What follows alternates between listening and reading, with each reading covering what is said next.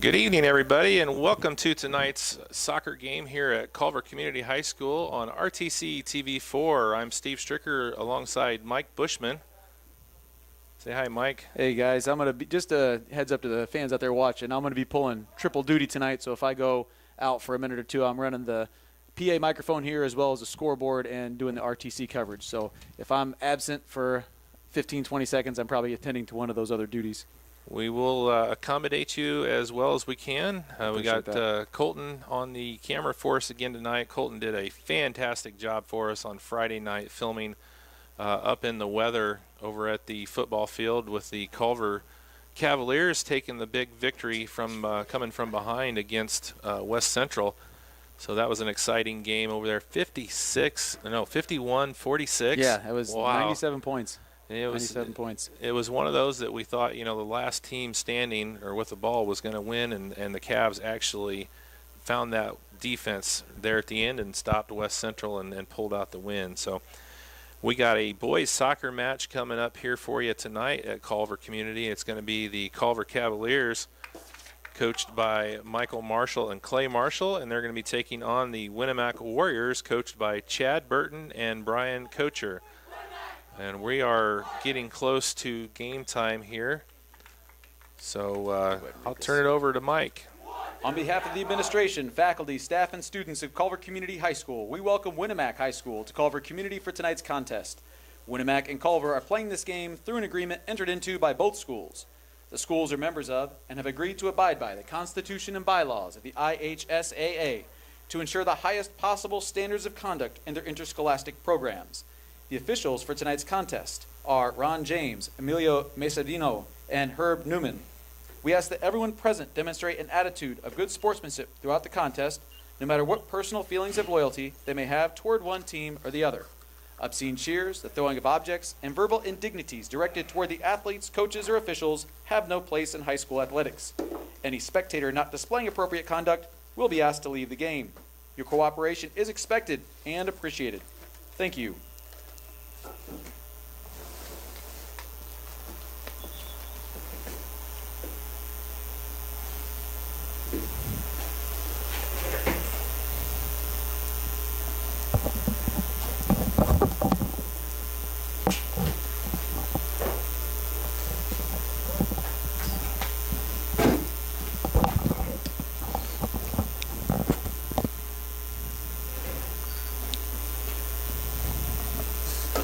All right, the team's getting lined up, and we'll give it back to Mike here for the starting lineups. Ladies and gentlemen, boys and girls, welcome to the varsity field of the Cavalier Soccer Complex and to tonight's varsity soccer match between the visiting Winamac Warriors and your Culver Community Cavaliers. Starters, first for Winamac. Number 0, Carter Hedinger. Number 5, Alex Stark. Number 6, Haley Sanders. Number 7, Cole Pugh. Number 9, Bryce Gunter. Number 10, Reese Sutton.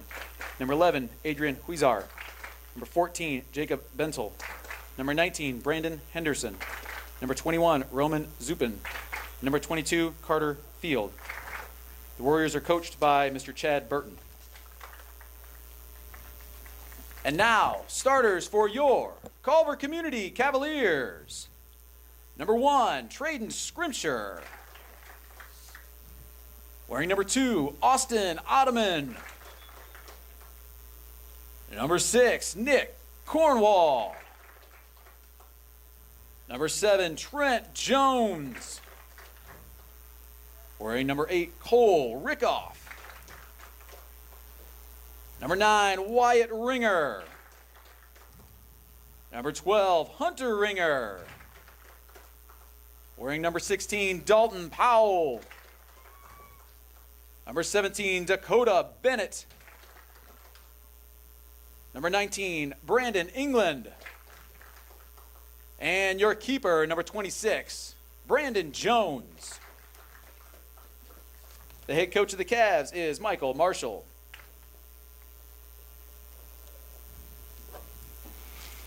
Ladies and gentlemen, would you all please rise? Remove your hats as we honor America with the playing of our national anthem.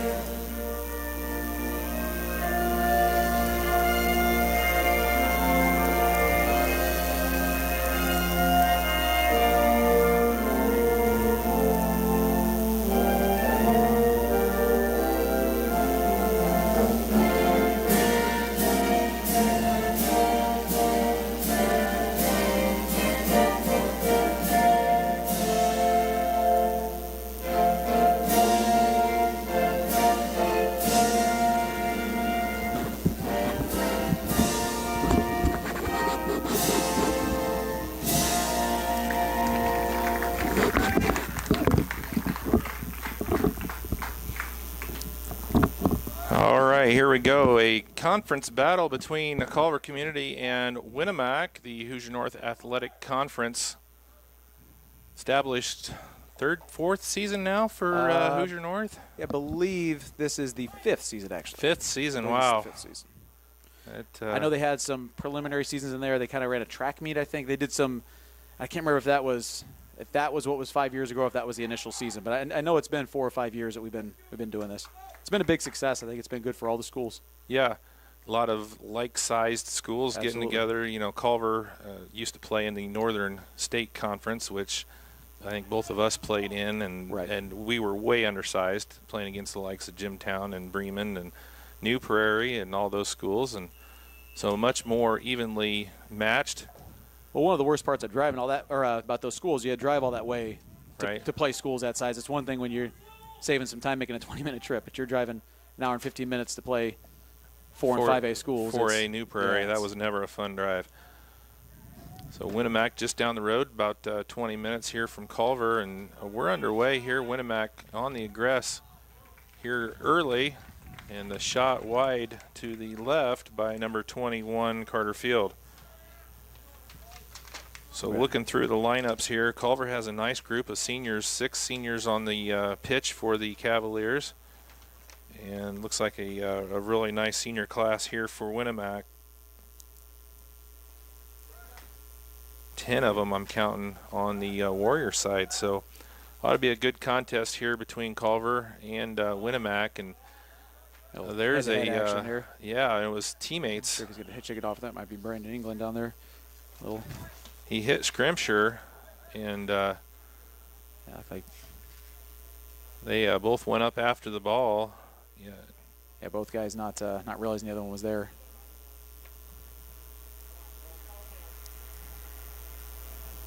Bring Braxton Conley on the field. So that's number 8. That's Colt Rickoff. So they're going to sub him out. Got hit right on the forehead there. Yeah. I don't know if he's bleeding or if that's a possible, concussion type issue that he's got to look at. So the Cavs bring in number 15, Braxton Conley, for the sub.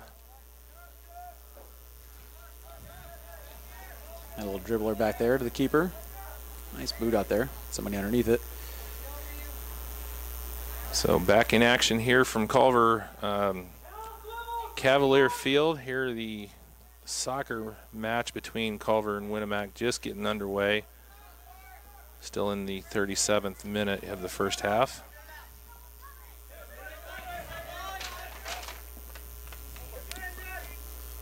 Cornwall loses it. Yeah, it was a good challenge there by Winamac. Zupin has it. He's going to find the drop ball. Up to Field, and then over on the far side, that's Haley Sanders bringing it up the right side for the Warriors. Carrying it, and there's a nice stop move, and some good footwork there out of Sanders.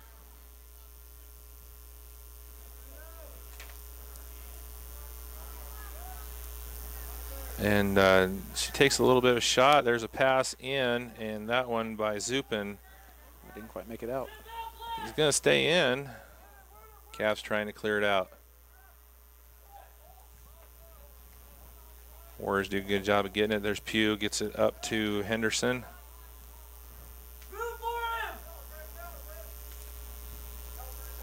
Cavaliers like to get out and run. They're going to want to try to get this in the open field and move. They got a good amount of speed on their team.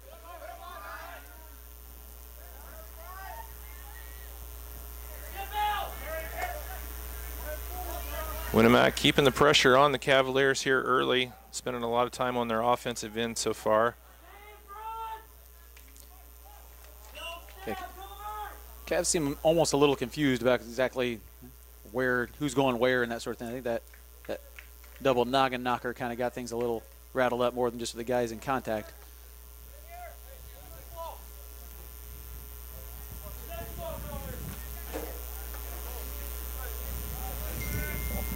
Ringer going to take a kick again here. Get over to Trent Jones. Didn't quite handle that the way he might have wanted to. Be a Winamac throw. down, get Dakota Bennett on the defense here. A slow roller, Brandon Jones handles that fairly easily. Get a nice punt out here. Skies that one. Give Trading a chance to get underneath it. Head it on back. Winamac doing a really good job of keeping the ball down on their end. Not allowing the Cavaliers really to get out and move like they want to once they have the ball. Ooh, right on the sideline there.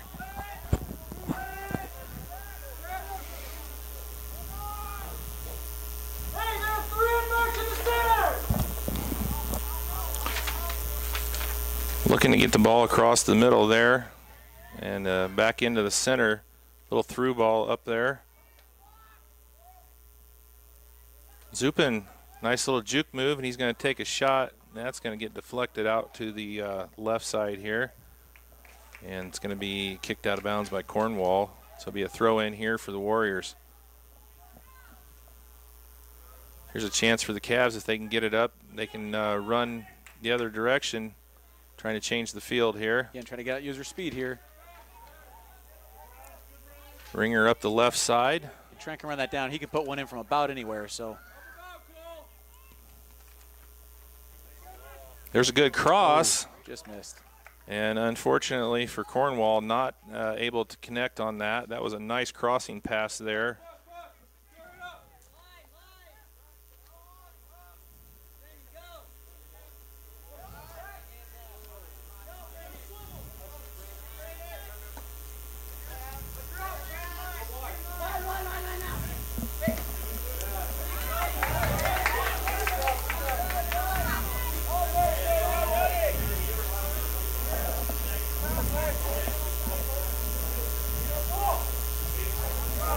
Throw in here. I think it's going to go to Cavs.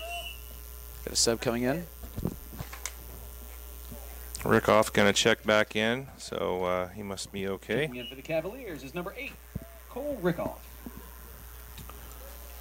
So Rickoff back in. Conley takes a break on the bench. Got a throw in here on the near side for Winamac.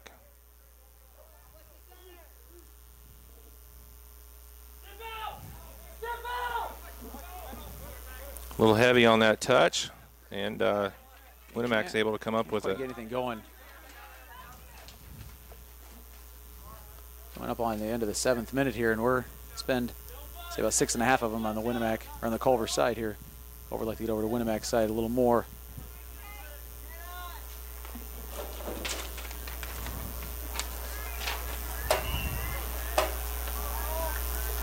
Nice play there on the far side, and the foul's going to get called on the far side on the junior Haley Sanders.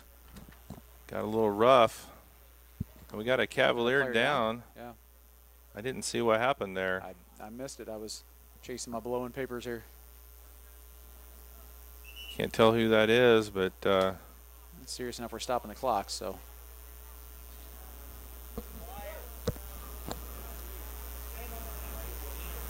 all right, well, we're going to take a quick timeout. We have an injury on the field, and we'll be back here in just a moment. You're watching RTC TV4's coverage of Culver Cavaliers soccer. Cavaliers is number 10, Dylan And, McKee, and number 11, Shane Stevens. Be back here in just a moment. This broadcast is brought to you in part by these local sponsors. Blue Dragon Taekwondo. Whether you want to learn self-defense, physical cross-training, or looking to compete in national tournaments, Blue Dragon Taekwondo is the area's leading martial arts authority. Online at tkdbluedragon.com. RTC Fiber Communications. Stay connected with the fastest internet speeds available with RTC Fiber Communications.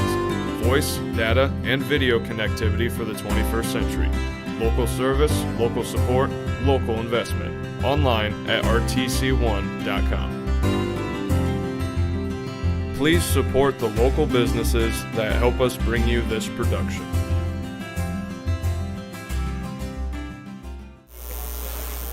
All right, welcome back. We're back underway. The injured Cavalier Wyatt Ringer able to walk off under his own power, so should be good to go. Cavs trying to find some offense here. They've been spending a lot of time on the defensive end early in this match. Hoping to get a sustained possession.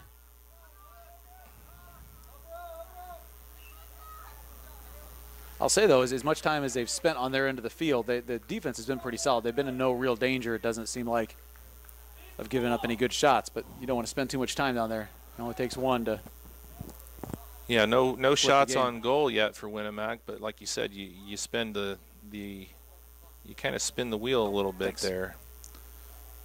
And the longer you're down there, the more chance you run of having something. Yeah. I think they had a couple dribblers that Brandon was able to handle fairly easily. That.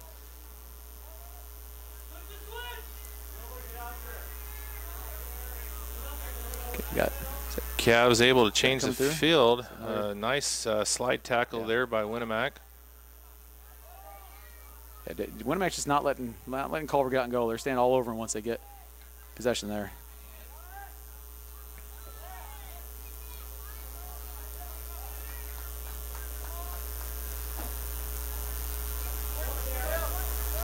That one's going right to out go of bounds. Out. Winamac will have the throw on the far side. Trent's regretting that missed opportunity there.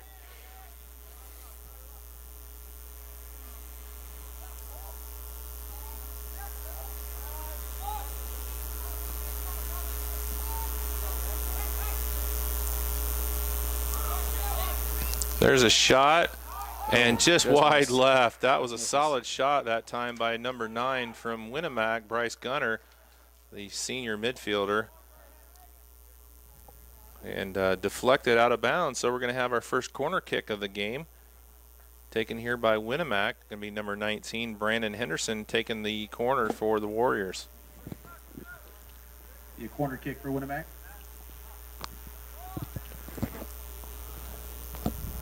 It always cracks me up. They got to adjust that ball just perfectly on that grass. And there's a good job by Havron. For Jones. Yeah. Jones is the keeper, my bad. Now, he does a really good job back there. They lost a game to Trinity 1-0. Trinity scored in the 77th minute. It was ridiculous. And Brandon, it was just slipped and just went off his fingertips. And it was a hard-fought game against a very good team. It's too bad to see it go down that way, but had done an excellent job up till then. They'd fired a lot of rough shots at him, and he fended them all off to that point.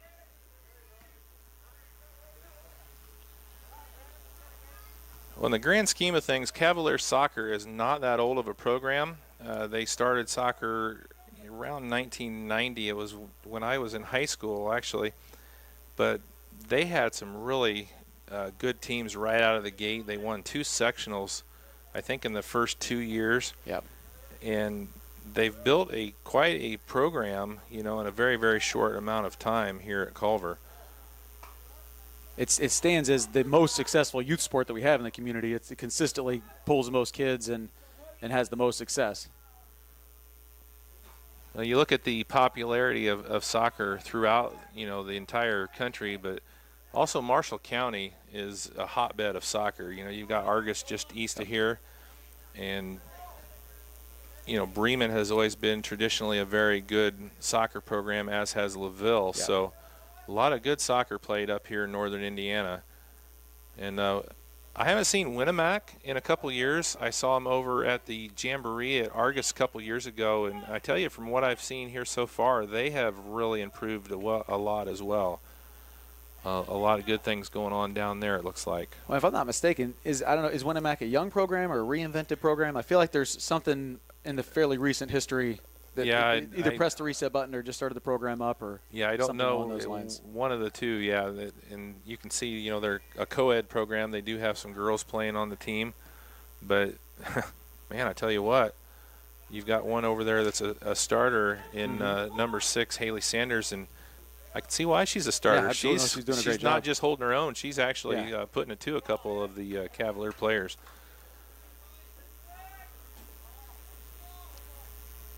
Like what I've seen here early, both teams just trying to figure things out. We're in the we got 28-14 left to go here in the first half of action. No score here from Culver High School, and this might be an opportunity here for the Cavs to push up and get something going. Free kick from distance, tries to catch him sleeping. the attackers from the left there didn't Yeah. quite get in quick enough. That ball did get through the first line of defense. I think Austin went with favoring trying to get that ball out before the defense got set up, but also risked his own team not being set up. And Yeah. and those are decisions you have to make on the fly out there, and sometimes those pay off. And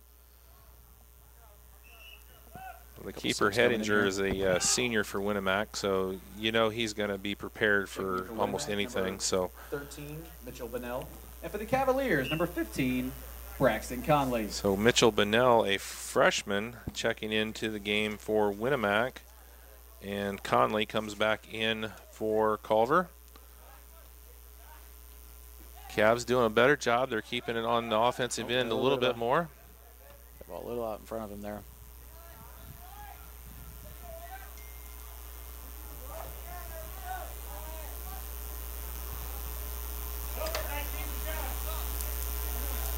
Shane Stevens tries to advance the ball up the field here.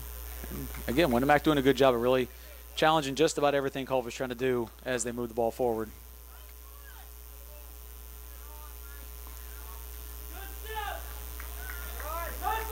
So we have a Winamac throw here.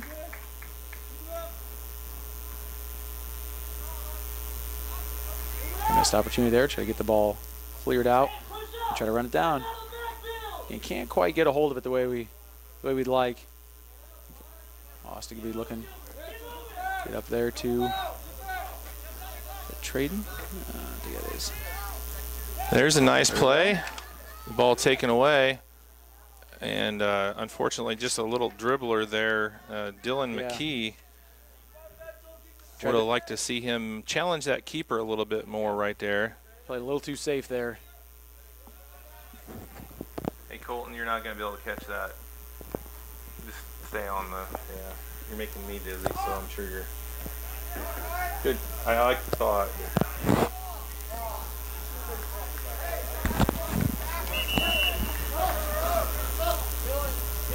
Now on for Winamac. Number 24, Max Murray. Number 28, Christian Cardenas. And number 8, Tristan Lewis. See who came in for Culver there, Colton? You see what number came in for Culver there? You know who it was? I missed it. Thought I had it locked in. I'll say the Culver kids first from now on. Cavs working down on the offensive end. Again, three white jerseys around the ball whenever you got to attempt to change a direction or something like that from the Cavaliers. There's a nice through ball. Using their speed here, try to squirt this out, take a whack at it. And a Quite little get on bit top of too it. direct that time for Ottoman. He had Scrimshire over, but went a little too direct to the goal. I guess the only thing I'm seeing here, Mike, my limited soccer knowledge, but maybe just a little bunched up. There's an opportunity, but it's going to be an offsides. So that's the other thing with soccer. You think you get ahead of everybody, and Right. next thing you know, you're offsides, and But because just you watching were the- ahead of everybody. Watching the body language of the Cavaliers as they're moving around, it kind of, I don't know if it's they're trying to do too much or just a little bit not sure what they want to do, but just the body language is just a little uncertain. I think they feel like they're maybe faster and physically more capable, and they're trying to maybe not take their time and be patient as much as they should. Go to Bennett, get this up to Nick. Just a little pass. Yeah. Where it needed to be. A lot of almost Yep. good. And again, that's a lot of soccer too. I mean, it's very, very common for a soccer game to go 1-0. Yeah, you get a lot of that. Shoot, that's one of the cruel things about soccer is you'll watch a game where one team shoots 25 times and the other team shoots 3, and one of those 3 goes in and they win 1-0. It's seems unfair, but it's the way the game goes. Yeah. Handball on the Cavaliers, so it's going to be a free kick coming up. That threw me off for a second. Number 11, Shane Stevens for Cavs. We got a Shane Stevens at Argus, too. I was like, wait a minute. That's not the same Shane Stevens. Stevens a popular name around the area. Yes, true.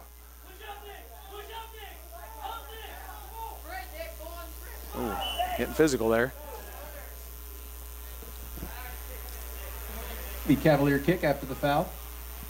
Is that Chris's, Shane? That is Chris's nephew. Nephew. Okay. Chris Stevens, our producer here for Culver Cavaliers Sports for RTC TV4. So I'm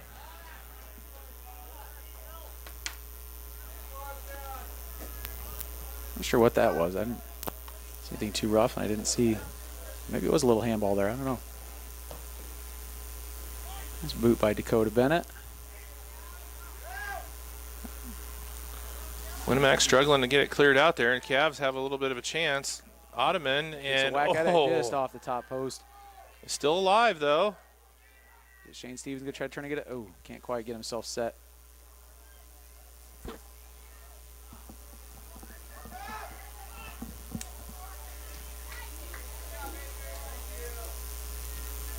Winamac quickly up the other way, but nobody home on that through ball.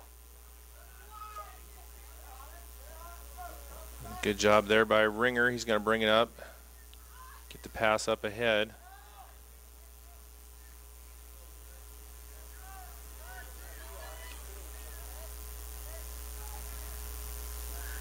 Gotta stay on her feet.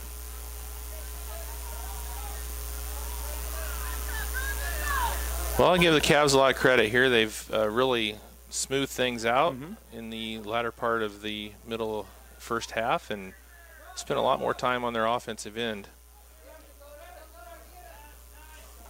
It's going to go out of bounds off of Culver, so it'll be a throw in here for Winamac. But Checking in for the Cavaliers is we got number 9, some Wyatt subs. Ringer. Number 13, Josh Havron. For the Cavs, is going to be Wyatt Ringer and Josh Havron checking in. Havron coming in for the first time. Ringer checks back in. If you can't see the scoreboard, it's a little hard to see with the sun shining on it. We've got 20 minutes and 55 seconds left here in the first half. No score between Culver and Winamac here on RTC TV4. There's a nice pass going across the side to Cornwall. He brings it up here. Get something going.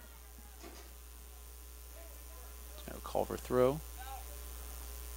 And you'll have to take my word for it. He's in there in the corner. Colton's doing the best that he can there, but there's a big wall right there. Can't quite get that corner.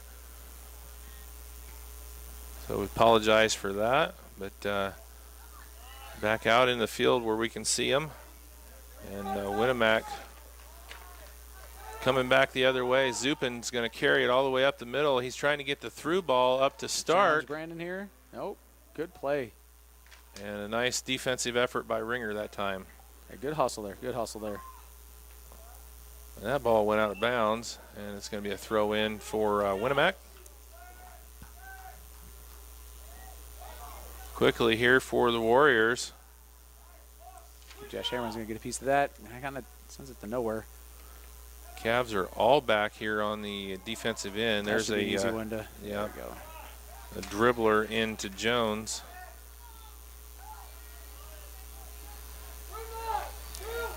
Oh, Got a penalty called here on the Warriors. It'll be a free kick for the Cavs. almost felt like Wyatt was baiting him into that. I think it might have been a crafty move from the youngster. So nice spot here for the Cavs, taking the free kick just on the other side of midfield. And first touch goes to Winamac. Cavs battling back.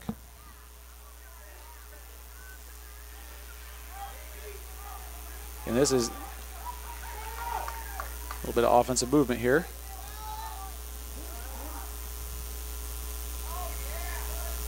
Again, with the new conference that we're in, it really allows us to get a lot more of these kind of games, these Winamac Culver games. I know Argus Culver, Culver Triton, and any sport you're doing, it's a rivalry. You got close small towns. That always makes it more fun. Oh, and that was going across the road. If the ball goes on the highway, it's the truckers to keep. Ball boys all over it, doing a good job down there. Hey Colton, just back up a little bit. You're kind of zoomed in too tight, and you're Gonna have Hunter Ringer take the goal kick here. Cavaliers trying to advance down the other side. Get some offense going. Right here's good.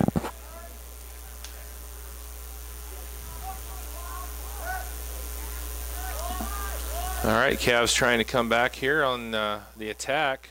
Winamac does a nice job, though, of shutting that off.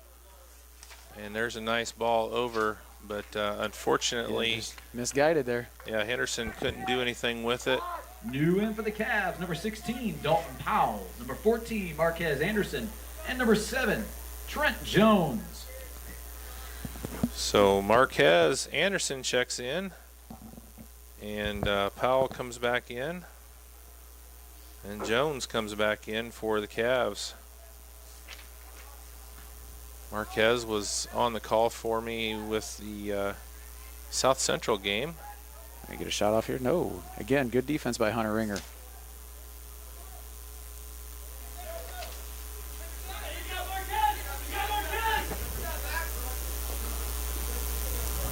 Nice play into the middle. See if they can get on. There's Good ball Marquez control. Anderson, a little Good too ball. direct. Oh. Oh, it was a nice play right there. A little too direct to the goal. Needed to go out a little wider and get a chance for Marquez to get up there before the keeper. But they're pressuring. Where those opportunities were coming once every 3 minutes, they're about as steady every 90 seconds. Now the Cavaliers are getting a good solid breakaway. Yeah, it's hard to say momentum has shifted because there's no score on the board, Sure. but definitely a shift in momentum. The Cavs doing a much better job on the attack. 16:20 left here in the first half. Not the easiest to see on the scoreboard with the lights shining on it, so I'll try and keep you updated as well.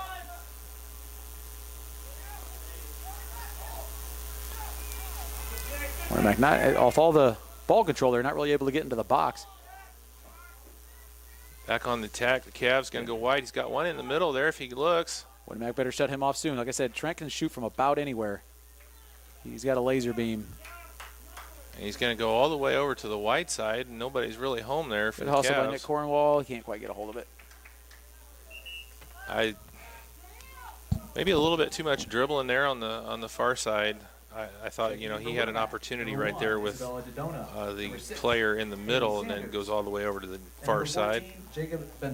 But I like what I'm seeing. The Cavs definitely being more aggressive. Yeah. Well, and on that dribbling there, I think that's one. You got a kid with a foot like Trent. Sometimes that's in those specific instances, works as a disadvantage because sometimes you get guys standing around watching, wait for him to take one from, 40 yards out or whatever. Try to put a laser beam into the back of the net. There's a nice pickoff on that pass. And Ottoman, and they're going to call the foul on Winamac. So quickly here, Ottoman. Again, getting it going. They seem like a little more ready this time. They take a whack at it. Oh. There's a shot. Oh, and good a good defense. job there by the defense of Winamac. All right, Culver keeping control. Dalton Powell try to get something inside here. Marquez again, nice hustle chasing that down. Try to get this offense reset. Going out of bounds. It's a black throw.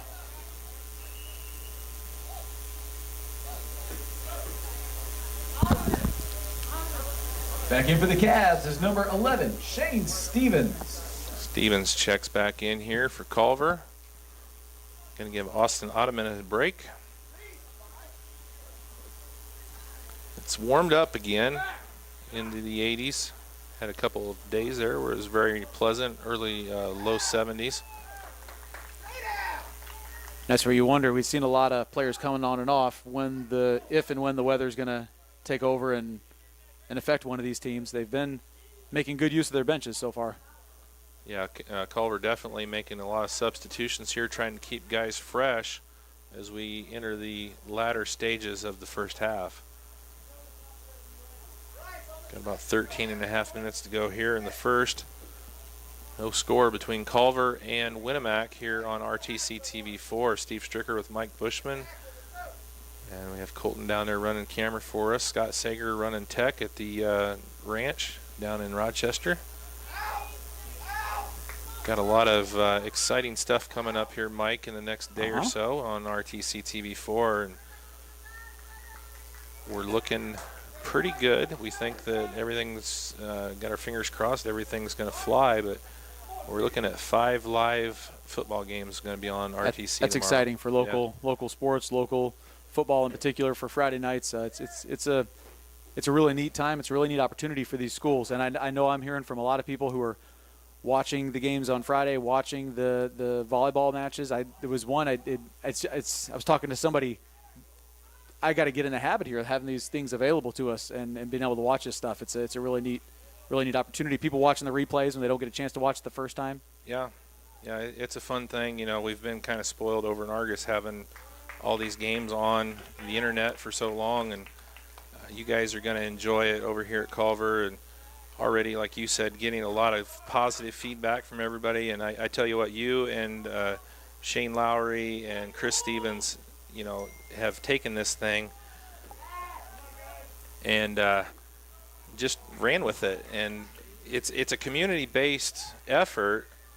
You know, the more you guys get involved with it, the better it's going to be. And I tell you what, I've been very impressed with, especially last week. You guys did a wonderful job. You guys, you and Chris and Colton, wonderful job. And we'll see. We're going to turn you loose tomorrow, all by yourself. So we'll be there to back you up. But it'll be a good one. You guys are going to be traveling over to Triton tomorrow in a Hoosier North. Yeah.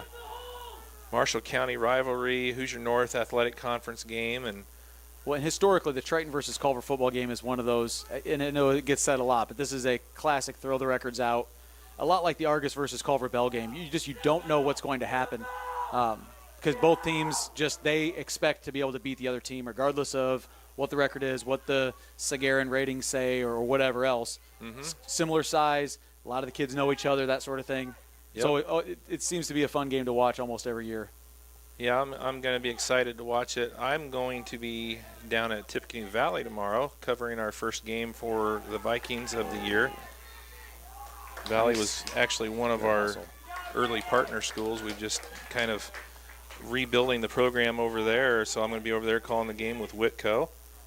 Big TRC matchup over there. So we're going to have a lot of exciting stuff. And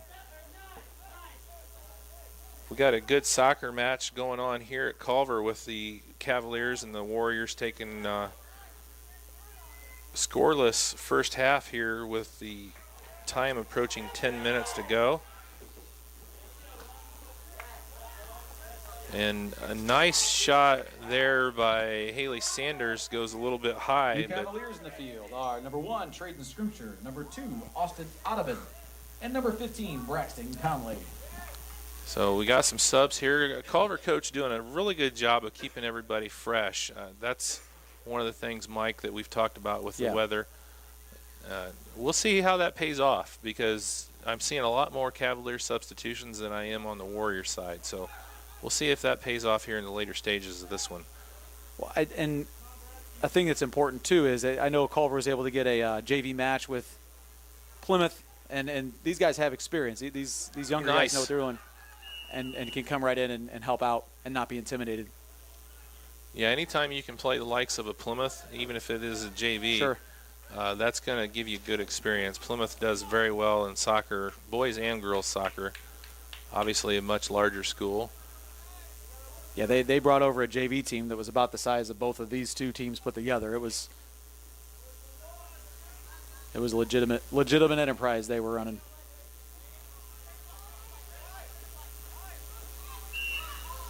You know, and it's a struggle to get numbers with small schools when you're trying to run both soccer and football programs, as Culver and Winamac are. We had an athletic director a few years back. Maybe his name is John Johnson. He's actually over at Plymouth now, head football coach for a while. And I remember him saying something. I thought it was just spot on. He said, "I'd rather have football, soccer, and cross country, and just deal with the fact of being okay at all of them, than to run one program and not give kids who want to do things the opportunity." And I think that's the right way to look at it. And there's going to be years we're up. I mean, we've won, as you said, soccer sectional championships, won football sectional championships, won volleyball sectional championships. We've done those things. And there's years where you're going to have to eat it, and you're going to have to say, all right, we are a small school, and we got a couple small classes coming through. And that's one of the things I'm excited about this RTC is I hope that might indirectly help because, people here, teachers saying, "Hey, I saw you. I watched your game last night at home." And then another kid says, "Oh, man, that's pretty cool. That's something I want to be a part of. I want people congratulating me in the hallway. I want to be on the internet." And these are the little things. And it's not one thing doesn't change around a program, but a bunch of little stuff like that is what helps drum up the numbers, and I think that's going to be beneficial. And then the quality goes up, and it affects the other teams. Yeah. Well, that's what I love about this whole enterprise. You know, we focus on the smaller schools. You know, we go to the Culvers and the Winamacs and the Tippy Valleys and the Rochesters. And for the Cavaliers is number 10, Dylan McKee. You know, one of the things that I want to do as I get more time in this full time and get my feet underneath me a little bit is I want to look deeper. I want to get into, you know, the kids that are doing something special, something extra in the community. I want to bring those stories to light. I grew up watching Dean Huppert in South Bend, and he was such a good storyteller. He would bring those stories to life, you know, of those kids that are doing something a little special, a little extra. And that's one of the things I want to look at, you know, as I get more time underneath me, you know, in my belt here. So keep that in mind as you guys are progressing. You know, if you know of somebody that's doing something a little extra ordinary, I'm going to be looking for those folks. That's a good. Those are good times to highlight our fine arts programs. I know we got a lot of good stuff going on with our FFA. They're in a lot of competitions and doing well. And again, a program that is young in our school, but kids have really taken to and really started to take seriously, and it's really taken off. And like you said, there's a lot of things these kids do off of an athletic field, right? That's good to highlight and good to bring to the attention of the community. Well, and that's another whole aspect of what RTC does that you may not even be aware of yet, is once we get kind of, like I said, more ingrained and ready to do this, we look at those kids who want to learn how to film. And here's a nice opportunity. The keeper out of the goal for the Cavs, and that one almost dribbled in. Keeper comes way hard up. And I do like what Trent did, though. I like the idea of not sending the fireball in there. I'm just saying, hey, he's out. I'm just going to try to dink this one in. It just missed. Just missed off to the left a little bit. But so we partner with the student production team. We call them SVTs. And we will give them equipment. We'll give them a couple cameras in the school. Yeah. And if you guys have a 5th grade play on a Wednesday afternoon before Christmas, go film it. Yeah. We're not going to broadcast it live, right? But we'll have them send that film to us at our shop, our office, and we will put that on the internet. Yeah, no, that's really cool. And you know, so Grandma, you know, she's down in Florida for Christmas, right? You know, not going to be watching it live, but she can come up and watch that. And that's the true family thing that I love about what we do. It really brings families, even if they're spread out over the country, it brings them closer together. And you know, I get a lot of compliments all the time. You'd be surprised at some of the what I would call odd things that we film that get really high numbers. We actually do a red carpet event. Scott and his wife Glenda go to the Rochester prom, and they do a red carpet event, and they broadcast it live. And that gets some of our best live numbers of anything that we do. Number 6, Nick Cornwall. Well, and even those things that you'd like to go to, but again, prom is a good example. If you're not directly involved with the prom, it's even if you're not 100 miles away, it's at a very inopportune time. You're right. But you still might want to catch up and see what was going on, see the kids having a good time, that sort of thing. So I'm excited. Rambling on a little bit here, but you know, it's exciting. It's good to be up here and work with you guys. You guys have really taken the bull by the horn, so to speak. And I'm looking forward to tomorrow to see what kind of production we can get, you know, over there at Triton. Yeah, I'm excited. I'm excited to try it out for ourselves. And one thing that's been really beneficial is Shane and Chris and I are all pretty good friends, so it's easier, the communication, that sort of thing. Yeah. Shorthand, you know, that sort of thing works a lot better. It's nice. Well, you have that good back and forth. You feed off of each other, and Andy and I really did I'm not going to say a great job at that, but I think we did a good job over at Argus of calling games. And you know, there's a little bit of a trick to it. You know, you got to be able to know when somebody's getting ready to talk and give them a little space. And Cavs on a little bit of a run up here, going. Get a boot on it. And there's a nice effort and just a little bit wide. Just wide. Jones, though, with a good, strong effort, getting to that 50-50 ball over the Winamac player right there. Couple number 16s entering the field here. So we're winding down here in the first half. We've got 2:30 left to go.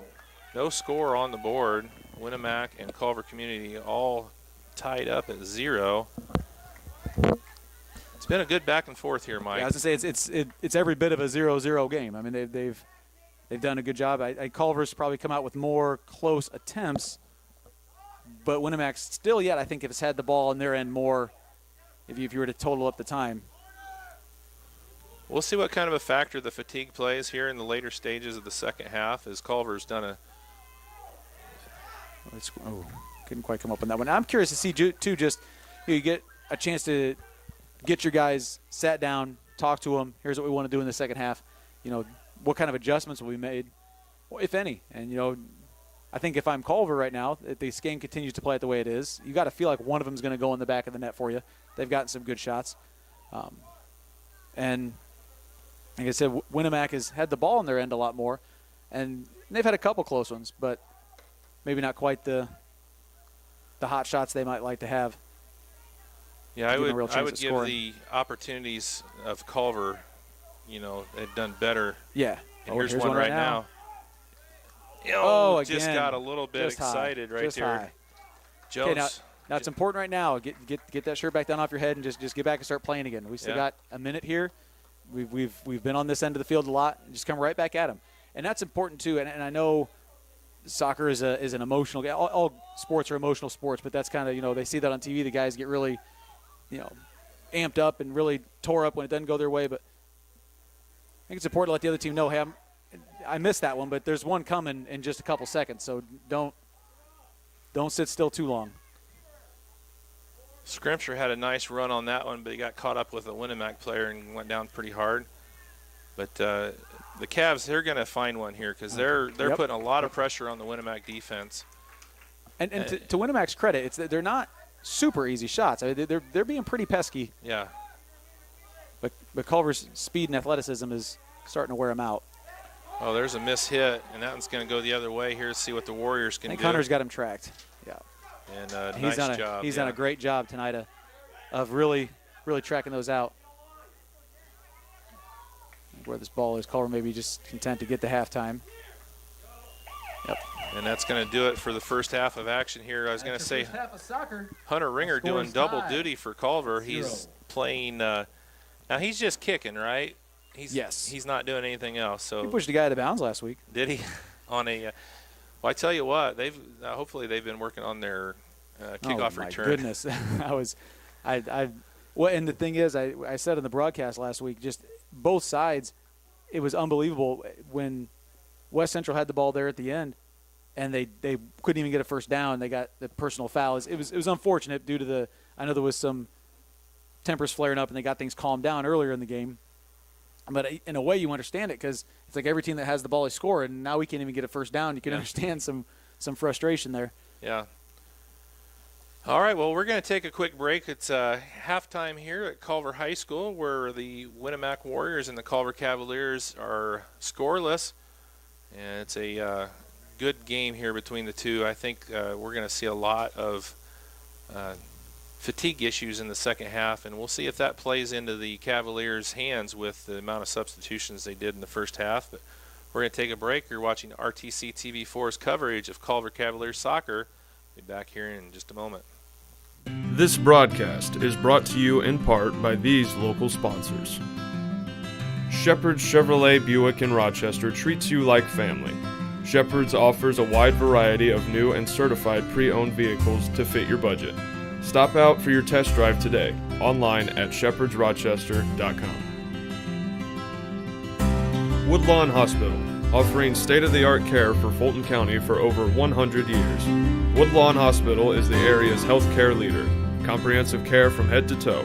Online at woodlawnhospital.com. Please support the local businesses that help us bring you this production.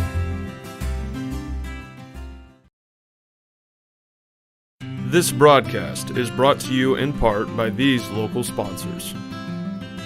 Evans Agency in Rochester, offering farm liability, farm personal property, and farm outbuilding policies, all customized to fit your insurance needs. Let Judy help you protect all of your possessions.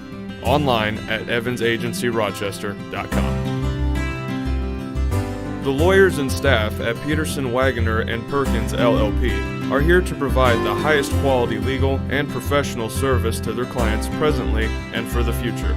See a full list of services online at peterson-wagoner.com. Please support the local businesses that help us bring you this production.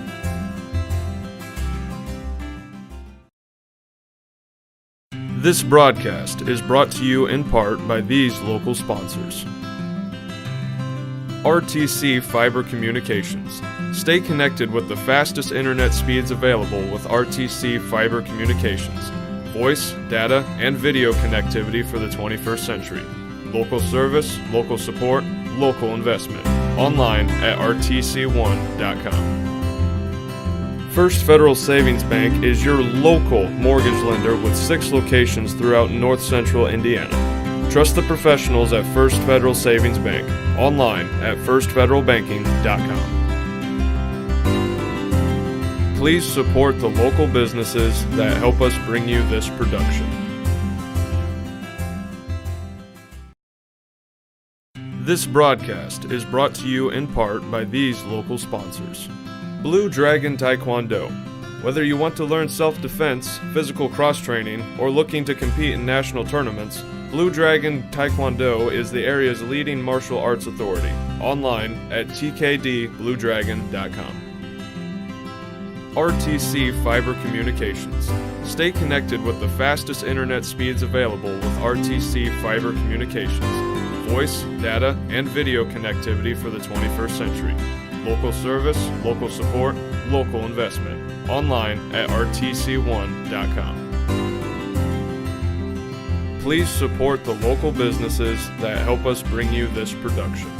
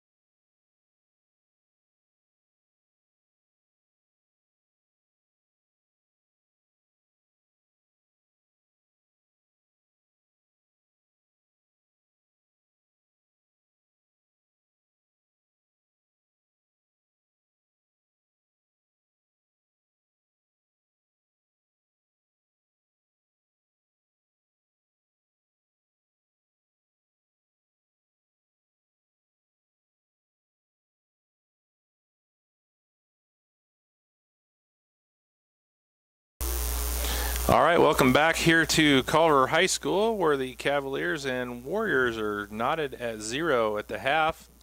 Watching RTC TV4's coverage of Culver Cavaliers soccer. Steve Stricker here with Mike Bushman.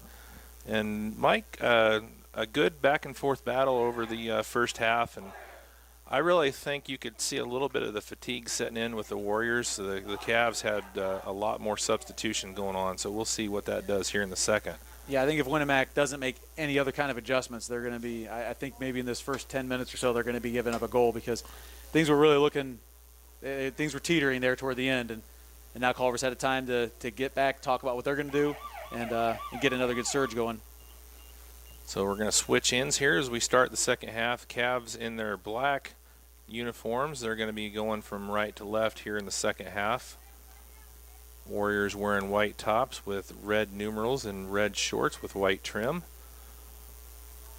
That is one disadvantage now. Used to be the home team wore their white uniforms, and a day like today, those black uniforms probably sucking in the heat pretty well. I don't know how it goes. I don't know if it varies sport by sport, but I think the home team, I know in football, they say we're going to wear this jersey, and then they call over to the visitors, and like if you want to wear home whites, you can wear home whites. You just call over to the visitors and say we're wearing whites, you wear the other one.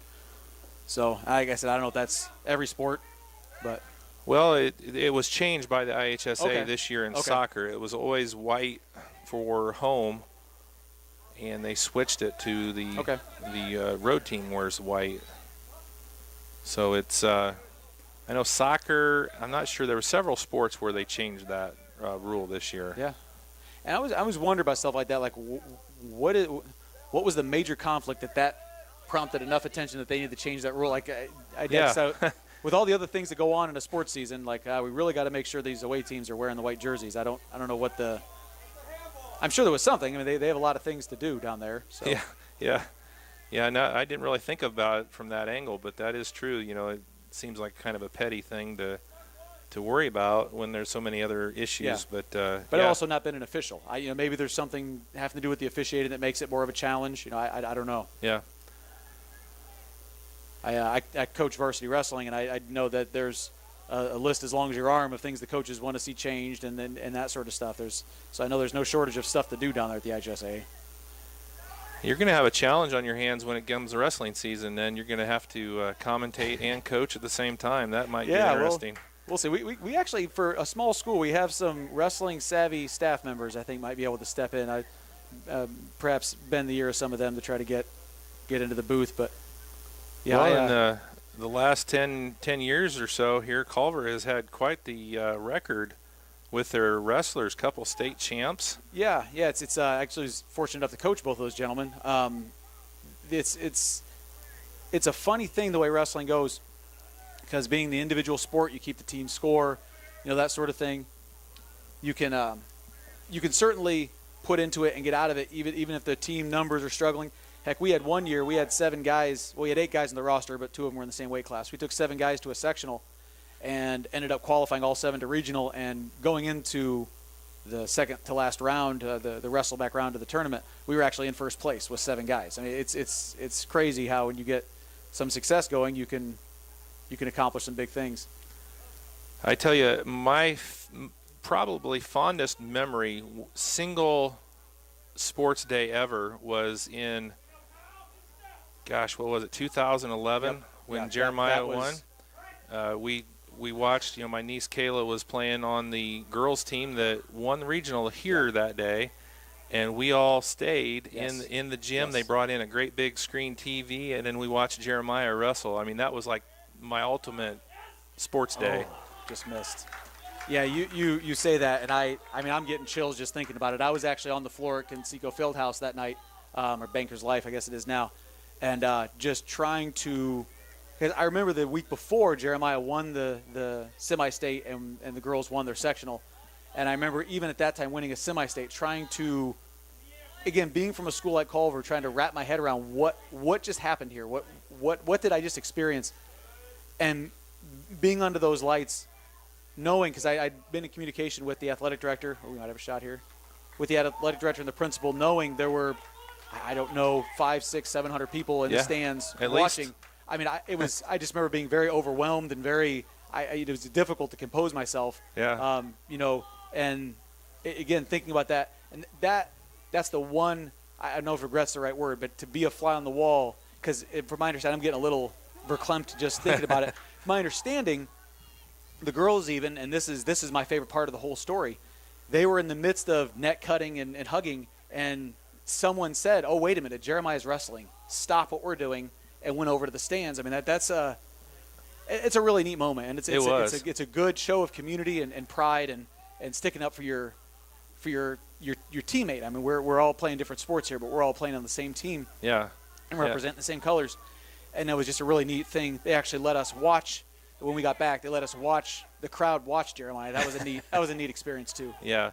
Yeah, it was a special day for sure, and yeah, you're giving me goosebumps just talking about it. And it was one of those days, like I said, it was probably my top sports day, single day ever, and it was just a neat thing. Unfortunately, the girls, went on and lost in the semi-state, but man, they gave a tough Fort Wayne team a run, and actually that was the closest game that team had all year. Yeah. What is it? Was a 3-point game or a 5-point game? It was under 5. It was 3 or 4. Yeah, it was extremely close. I remember that was the one game that I was able to see from the run. I was doing the wrestling thing for every other game, but yeah, it was, and I remember the gym was it was packed. It was a huge gym, and it was up at Northside there in Elkhart, a historic gym in its own. Yeah, definitely.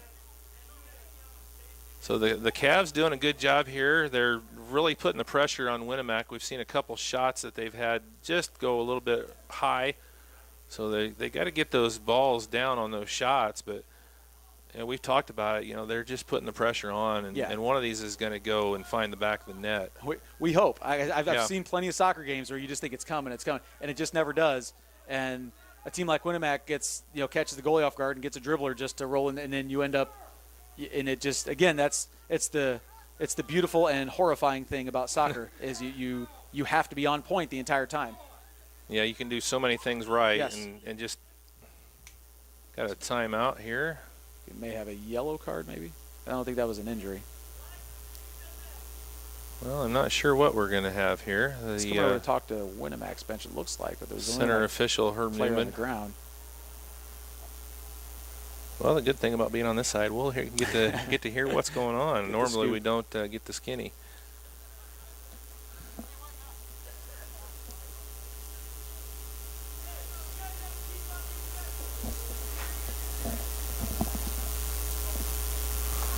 Or not. He's not talking loud enough.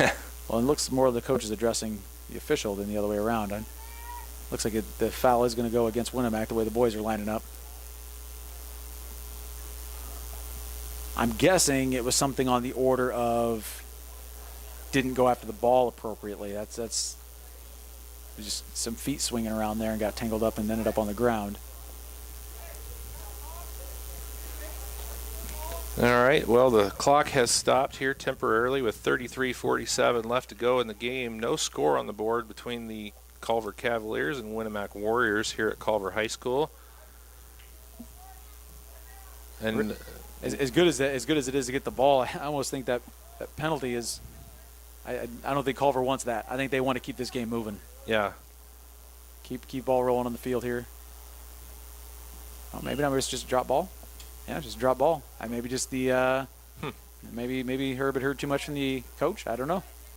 Well, there wasn't too much of a discussion. Yeah. It took a little bit longer to walk over and walk back than it did for the discussion. So I'm not sure what happened. I'm a little confused, but we're back in action here. We'll see what happens. It's one thing that wrestling does that I'd like to see a lot of other sports go to. In wrestling, there's a very, very specific protocol on how you are to address an official. And it doesn't matter how polite and nice you are, if you don't address the official in the specific protocol, you get a team point deduction. And that's just the end. You walk over to the scorer's bench, you call the official over, you ask for a clarification on a rule. If anything else happens in any other order, your team's deducted a point and you're hit with a misconduct. Wow. And I think it's a little bit of a pain to get used to, but once you get used to it, it's just you know exactly. It's like traffic rules. I stop at the stop sign or I get a ticket. And it's exactly. pretty simple. Yeah. some coaches in other sports could use that kind of Right. structure. Yeah, well, and I know that I do PA a lot for basketball, and the number of times I hear basketball officials telling all coaches, again, good guys, nothing against them, but coach, you're going to have to stay in the lines. Coach, you're going to have to stay in the lines. And I always think to myself, warning, warning on a technical, and then the problem solved. But again, they're trying to let the coaches coach, and I understand that. Well, you start giving the other team a point every time they do that. This is what I'm saying. Yeah. And you just don't see the hothead blow up at a wrestling match nearly as often anymore, because you don't even get yourself worked up to that point, because you start getting worked up at all and boom, you're getting hit immediately.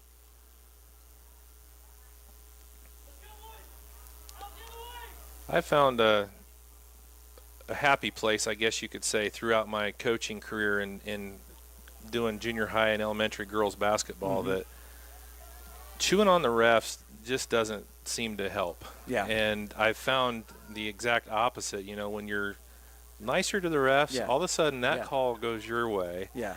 Than the other way. And well, I think it's a good example too to set for the kids. I mean, like, we're not going. Very few of the kids we watch out here, especially in this area at these small schools, are going pro. And even if you are, these are the things you want to live by. Right. The lessons you're learning are things don't go your way sometimes. Yeah. There's a bad call, and you just have to deal with it. And that's just the way it goes. And it could be a terrible call, and you lose the game. But at the end of the day, there's still food on the table when you get home. Mom and dad are still going to drive you. That sort of thing.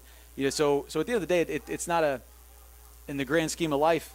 This is why we want kids to play sports, because that's the way life works. And it's a lot higher stakes when it's, your car that blows a flat tire and it's pouring rain outside. You got to get to your first day of work. You don't want to go ballistic then. You got to figure the problem out. Yep. It's not about what happens to you. It's about how you react to what happens to you.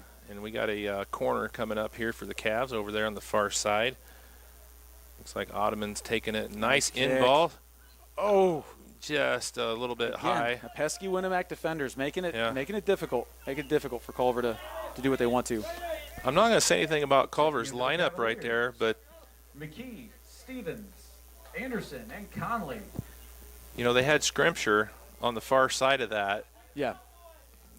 He's going to struggle getting up there and getting a head on the ball. So, it kind of went over top of his head there on the far side. But and we did have a line shift here. I wonder if Coach recognized that himself. I don't know. But again,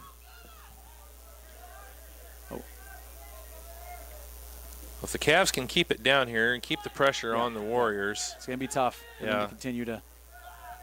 About a quarter of the way through the second half here, 29-49 left to go in the game. And it's been a pretty back and forth battle here all afternoon. Nobody's scored yet.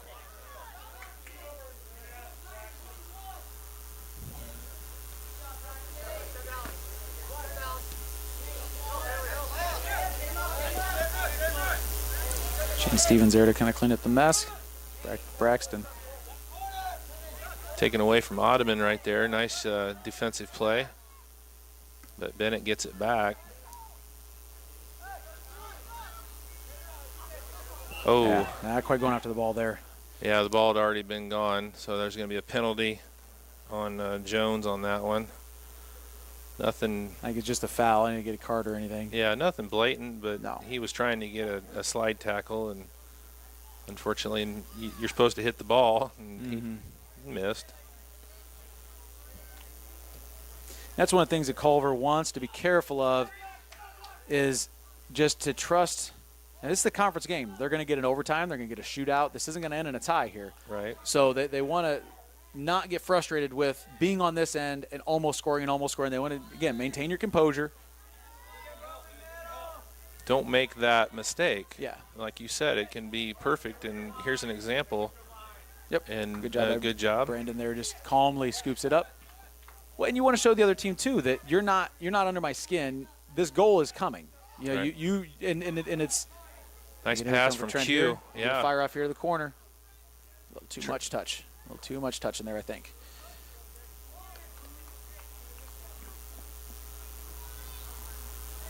That was a nice give and go opportunity there. Q did a nice job giving it up to Trent. And just a little heavy, like you said, on that touch, and Winamac was able to get a foot on it. And And in fairness to Trent, I don't really know. I mean, I don't know if he wants to shoot from that far out, and he didn't have a lot coming up behind. Again, I almost fear sometimes with the foot that Trent has, things go a little bit slower when he has the ball, thinking he'll just take care of business. Going to change fields. A little too wide that time, though, and it's going to, no, he saves it. Good job. And it's going to actually go out of bounds off of Winamac.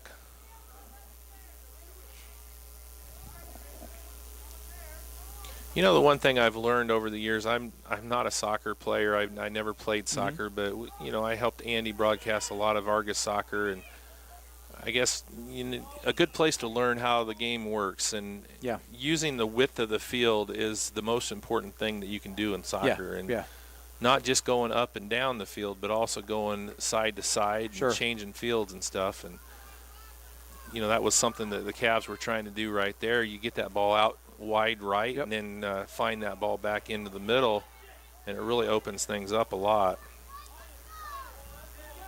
It's one of the things you notice as you watch the development from the youth program on up to, I mean, obviously you got the, you know, kindergartners, first graders just bunch around each other, but as you see kids understanding how the field works, it's kind of a neat development to watch.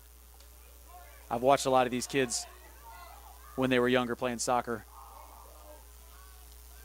There's a good centering pass, and good job by the keeper getting a hand on that and knocking that back the other way. Culver had two guys right there. And that's a senior keeper heading her there for Winamac. And behind there. That was an experienced play coming up and knocking that one out.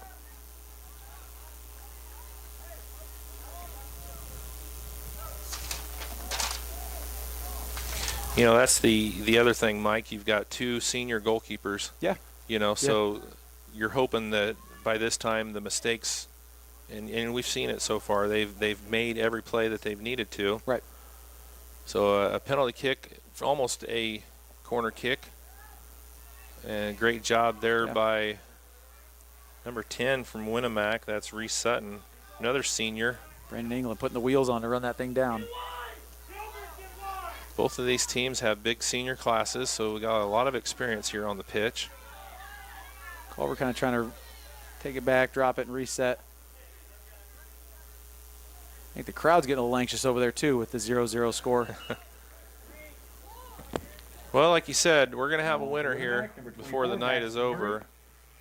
And number 13, Mitchell. Being a conference game, you know, they don't end in ties. Yeah, shootouts are fun, too. Oh, yeah. Very exciting. Yeah. We had, I think, a stretch of 3 games last year in a row that for the boys team over at Argus that ended in shootouts, and one of them was against Bethany in the game that decided the conference championship, and that was a good one. Well, didn't wasn't there a sectional game that came down to shootout too? Was that Culver and Argus? Because Culver was in a shootout in sectional. I don't remember if it was against Argus or not. It was the game before we played Argus. Because I feel like I remember someone commenting about that in the stands, but I couldn't remember if it was Culver playing Argus or if I knew we were at Argus. They host. But. You're right. You know, I don't know. The more I think about it, it might have been the Culver Argus game. Because I feel like I remember somebody sitting next to me saying that they were nervous because Argus had this many games with shootouts and we hadn't had any yet this year. And it might have been, yeah. The more I think about it, maybe we only had one or something. I don't know. Yeah, they had close to at least 3, possibly 4 games in shootouts last year. Yeah, because Argus had a pretty solid team last year, if I remember. And I feel like Culver played out of their mind and was able to hang with them. And it was. There's 2 players going down. It's Bennett and number 11, Heiser. And they're going to give the ball to Winamac here on the free kick. Nice ball in, but the header goes the other direction there for Winamac. A couple Culver defenders over there getting that thing. Probably not quite what they wanted to do with it, but. Sanders comes up a little gimpy after that one-on-one. Looks like she's all right.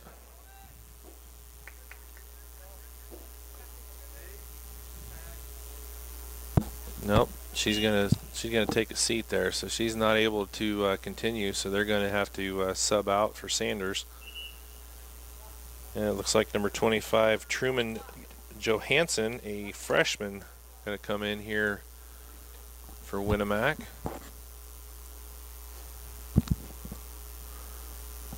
So clock is stopped for the injury timeout with 22:43 left to go here in the game. All tied up at 0. We're going to take a quick break. Well, I think we're going here pretty soon. yeah, she's walking off, so we'll just keep it here. Appreciate everybody for tuning in to tonight's contest here at Culver High School on RTC TV4. Steve Stricker, Mike Bushman, along with Colton. Colton, what's your last name? Miller. Colton Miller. I've been needing to remember that. Colton Miller, and he's a student here at Culver, and he is filming the games for us. And I tell you what, I got to give Colton a huge shout out. He's done a great job. Absolutely. He did the basketball games for the boys. Is that what you've done in the past? So I know Tom Kruger, who's a new sponsor for us, and we're going to do some advertising for him and his construction company. A Culver grad, the boys basketball coach, the baseball assistant coach, former junior high football coach, Tom Kruger, who everybody knows. But he was concerned about losing Colton for filming for basketball, and it's like, yeah, we can figure something out, Tom. So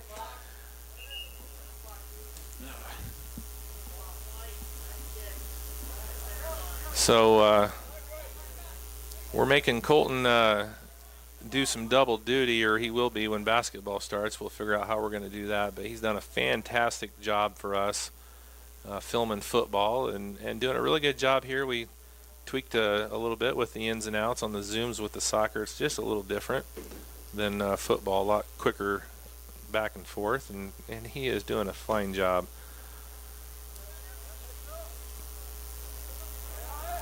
Cavaliers trying to get back on offense here. Shane Stevens. Oh, he may still. Nope. Cavs have an White opportunity jerseys to get around. Ooh, that was a solid shot right there. Made the keeper go to his right very hard. A nice save that time by Henninger. Try to catch the Cavs off guard here, but I think they've gotten settled back into their defense nicely.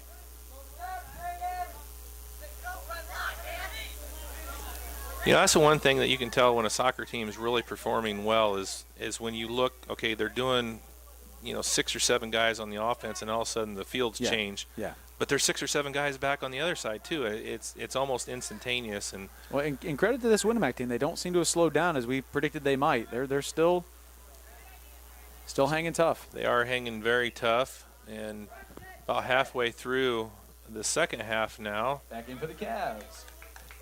Number 10, Dylan McKee. Number 2, Austin Ottoman. So and number 16, Dalton Powell. McKee, Ottoman, and Powell come back in for the Cavs. It's going to be a throw in here from the near side for Culver.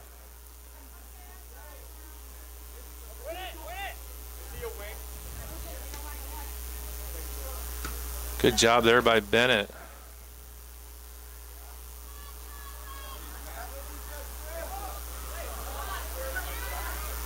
Cavs trying to get something going here. Ottoman changes fields there. I like that, but good job there on the defense by Winamac. Ottoman was trying to go wide to the right there.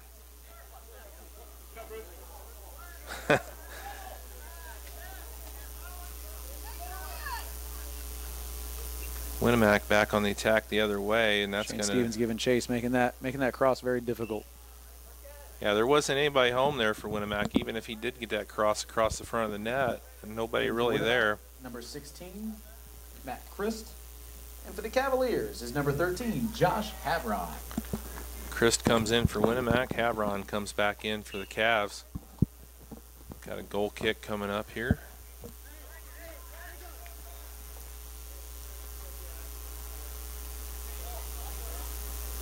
Beautiful afternoon here, Mike. There's a nice through ball. See if Scrimshire can get to it. Not quite there. It's funny how we were talking about how warm it is. The expectations change. If we'd had this day 2 weeks ago, we would have said, "Oh man, nice cool day." Yeah. We were here for a soccer game I called a couple weeks ago, and it was miserable. 90 degrees, about 80% humidity. It was rough. Yep. It's all in the perspective. I know Yeah. I had to put my sweatshirt on the other day when it cooled down, and I'm thinking, it's only 60 degrees out here. In March, Yep. 60 degrees, you're wearing shorts. That blood thickened up. Yep. Bennett doing a nice job here. He's got an opportunity. There's Scrimshire in the middle. Turn and get going. Needed to go wide there. He had guys on the left and right and tried to go up the middle, but I nobody think he was home. concerned about it getting taken by the Warriors and wanted to try to scoot it out there. Just hope something would happen. Good job getting back on defense by the Cavs again. Hunter Ringer making a stop. Ringer doing a good job bringing it up. Hits the brakes, resets. Nice drop. Ah.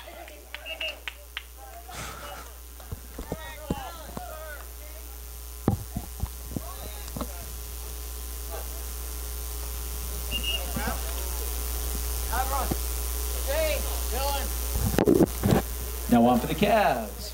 Trent Jones, Nick Cornwall, and Wyatt Ringer. Ringer, Jones, and Cornwall come back in here for Culver. Some fresh bodies out here for the Cavs. That one's going to be out of bounds right in front of us. It's going to go to Culver on the throw in. Big throw there by the Cavs, but nobody home.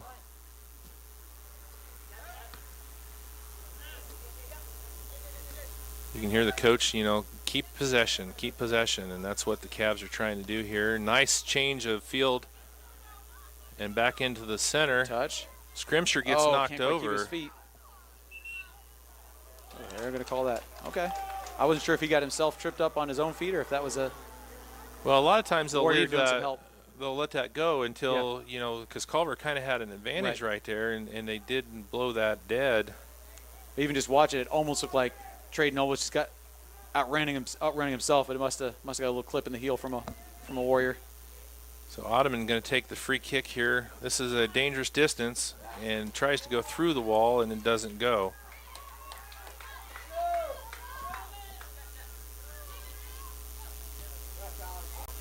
That one's going to go up over the defense.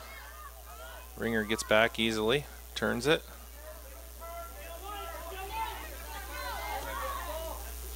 Just out of bounds. Left Right idea. foot, yep. Right idea. Couldn't hook it back around, keep it in.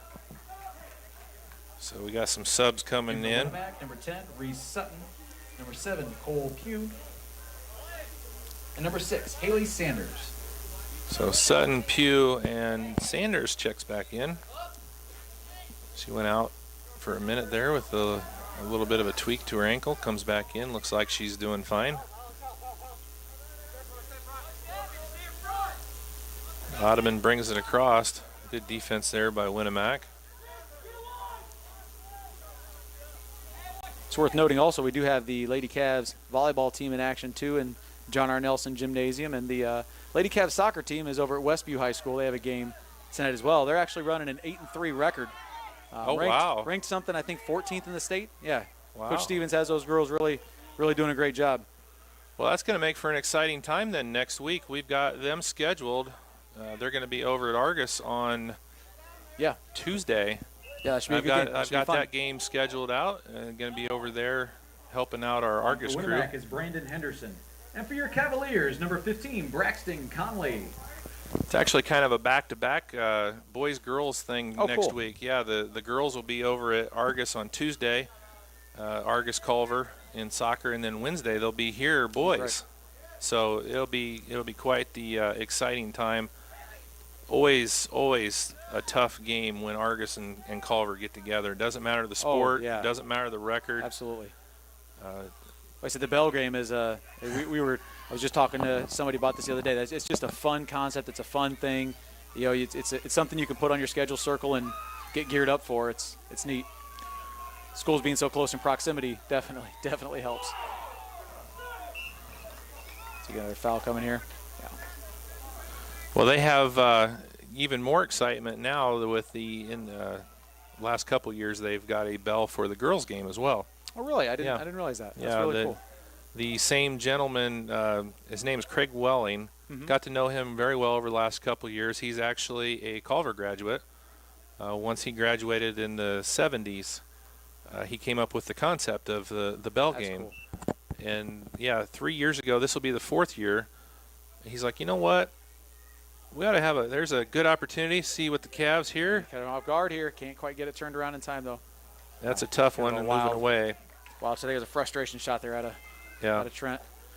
But yeah, about 4 years ago, he came up with the In for Winamac, number 13. the idea of having a game, a bell for the girls. That's cool. And that's been that's been very good too. The Culver team have been struggling a little bit over the last couple of seasons, but yeah, it's always a great game, and I'm looking forward to it next week with girls soccer on Tuesday at Argus, Culver versus Argus, and then boys soccer at Culver on Wednesday with the Culver versus Argus. So it'll be some exciting stuff going on RTC TV4. And Checking in for Winamac, number 5, Alex Stark. And for the Cavaliers, number 8, Cole Rickoff. actually did a volleyball game with Culver on Tuesday night. They went down to Pioneer. Yeah, that's right. That's right. So I went down there, and we've got our crew down there in Pioneer. He's not done a volleyball game yet, so I went in and kind of showed him the setup and worked with him. John Hines down there, he's done a fantastic job for us down there. And, yeah, so we got to do kind of a double header there with Culver and Pioneer playing. Well, right in the meat of the fall sports season, too. Sectionals is still a ways off. Yep. People are comfortable with the teams, though, comfortable with their schedules, things. This is the fun part of the fall sports season. Mm-hmm. Yeah, and we're looking forward to it. We're hoping, you guys are up and running, full steam by sectionals, and Right. Pioneer's up and running, and we're going to be down at North Miami this Friday for our first coverage of North Miami, and like I said, Tippy Valley as well. So trying to have everybody up and running, at full steam by sectional time, and we're working hard, and things are going in the right direction. Scott Sager down there is not sleeping a whole lot right now, trying to get all the stuff done on the backside, and hopefully he's not watching right now because I'm going to talk about him a little bit. But he does a fantastic job. His vision for this broadcasting has been just tremendous. I mean, it's unbelievable the vision that he has. There's a nice play. That's a senior move right there by the keeper. I always talk about the keeper. You have to be decisive when you come out. You got to know when to come out, and you got to come out with decisiveness, and he definitely did that time. I'm gonna make a prediction. I think we may end up going to at least one overtime here. This is things are getting a little bit. The shot selection isn't bad shot selection, but everybody's getting a little careful with their feet here. We got another player down.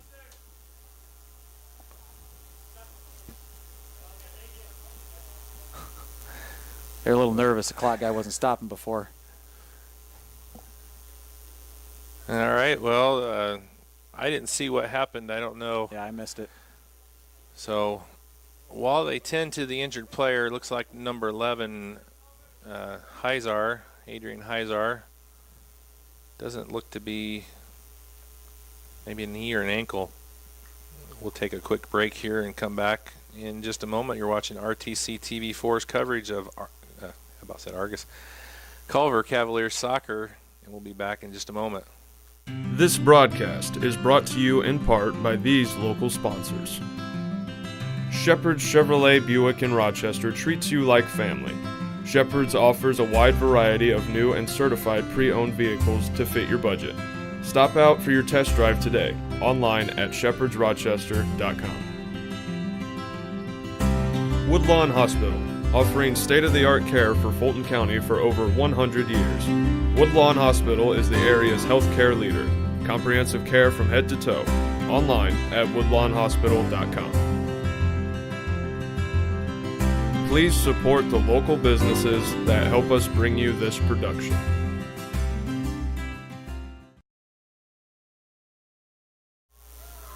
Oh, yeah, he is.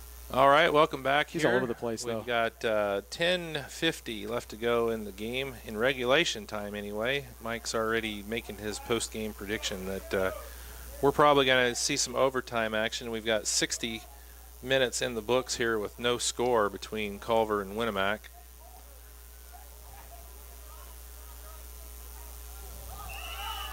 Oh, I remember where I was on Monday, Mike. Another clock stop there. I was in Rochester on Monday. Aha. That was hard to. I've been Rochester volleyball on Monday, Pioneer volleyball on Tuesday. I was at Tippy Valley doing soccer yesterday, and then here today, and then I'll be back at Tippy Valley tomorrow doing football tomorrow. Wow. It's a And good week. It's an exciting week. I love it. I love the variety. I apologize if I call somebody, I almost said Argus soccer here, and obviously we're not doing Argus soccer tonight, but. So we had a card out there. It was a yellow. I'm sure it was yellow. On Culver? Yeah. Really? Yeah. I didn't see the interaction. I think it was away from the ball. Hey, Scott is still awake, so he's watching Trent down to run in this Rochester. down here. Make me wrong, Trent. Nice cross. Oh, just a man. little bit high. That was a beautiful cross that was over to Ringer, the just what younger we wanted. Ringer. Just what we wanted. Ball still in. I love the concept on that play right there, Mike. Yeah, that was the right idea. Yeah. And as that play was winding down, I think that may be where we see the game swing one way or the other, is those moments when it's getting close to the sideline. It's been a long game, a warm game, close game, and somebody just decides, okay, it's going out, waits a minute, somebody else squirts in there and takes control. Things like that make a big difference. Well, the fatigue, will make a player make a mistake, and that's going to be the key. And just like this, this is a dangerous spot here. The Cavs taking the free kick. Yeah, so they're going to have Austin do this again. They're about 15 yards outside of the 18 line. Mm-hmm. This is a good spot because it gives them plenty of room to get it up over the wall and back down. With the kick Austin gave before directly into the wall, if that's going to have any effect on how these guys move, because they took one right in the chest and chin the last time.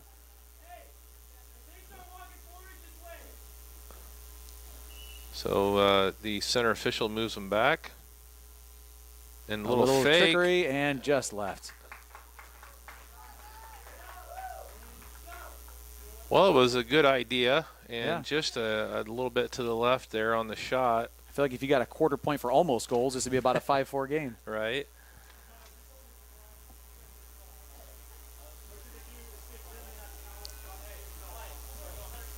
So the Cavs trying to keep it on the offensive end here.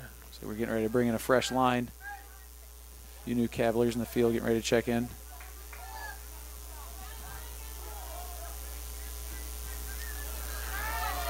Well, it was good hustle there for number 7, Pugh, but nobody really else home down that way for the Warriors. And Ringer's done a really good job of kind of controlling that back line and making sure that whatever happens back there, they've got to have it set up just right and have people in just the right spots. If it's not perfect, he's pretty much shutting it down before it even gets to the keeper. Trying to make a little run here. Can't quite get it through.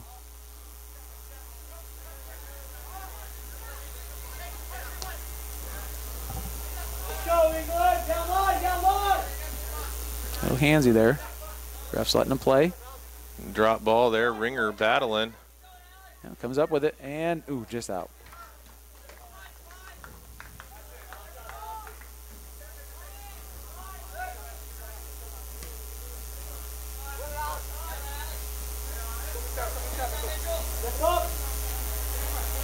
Dalton Powell maintained control pretty well there. Good ball. Ball up somebody ahead. run it down. See who's got the speed to get there. Right idea by 14 there. Just get rid of that thing. Yeah, Jones was coming on hard right there. For the And Cavs, Dylan McKee, Dakota Bennett, and Shane Stevens. so McKee, Bennett, and Stevens coming back in here, the starting front line pretty much here for the Cavs. So they're going to make a push with 6:42 left. If they can pop one in regulation, let's see what the Cavs can do. Had several close calls, but not anything hitting the back of the net as of yet here for Culver. Again, Winamac's still giving them everything they want. So Culver has to make sure that whatever happens, there's no kind of a letdown. Even if a goal gets scored, keep pressing, because Winamac is ready to capitalize if the Cavaliers stop to blink for a minute. Change fields, across to Bennett. Bennett's going to carry up the far side. Good wheels there from Bennett. Nice turn. Ottoman's there in the middle. There you go, get it up. Try to go before he had the ball.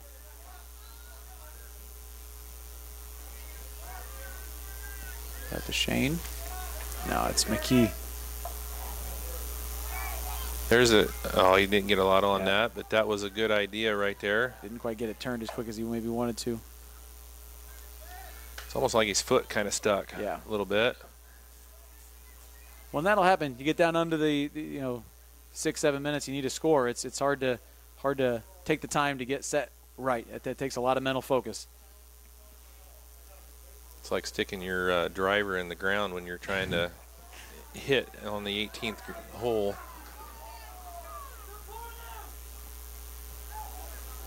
Approaching 5 minutes to go here in regulation. No score here at Culver High School between the Culver Cavaliers and Winamac Warriors. I'll point out, too, Culver was in a game like this on Saturday with Trinity and gave up a score with it was 2:11 left, 2:06 left. I mean, it was just, and like I said, it was one that Brandon had been stopping all game. It was a good shot, no question. On for the Cavs, number 9, Wyatt Ringer. Wyatt Ringer comes in for Culver, the younger of the two ringers. But Brandon had one. It was just he stepped on the wrong blade of grass because his foot slipped out from underneath him, and still yet almost got a finger on it to shove it out, but just couldn't quite reach far enough. And I'm sure that's in the back of his head right now that he's going to do everything he can to kind of get back that goal that he lost, or he feels like he lost. He and I actually talked about that. I have him in class, and just talk about how you played a heck of a game. That happens. You get the grass was wet and dewy. It was a morning game, and it's one of those just step wrong and slipped. I mean, it was a save he'd been making, and he'd been doing a good job. And like I said, I'm sure that's playing in the back of his head right now, thinking, just give me a chance to make it right. Yeah. Well, no spot bigger than right here with a conference game on the line. Again, conference game, and not only that, but kids these guys are going to be running into at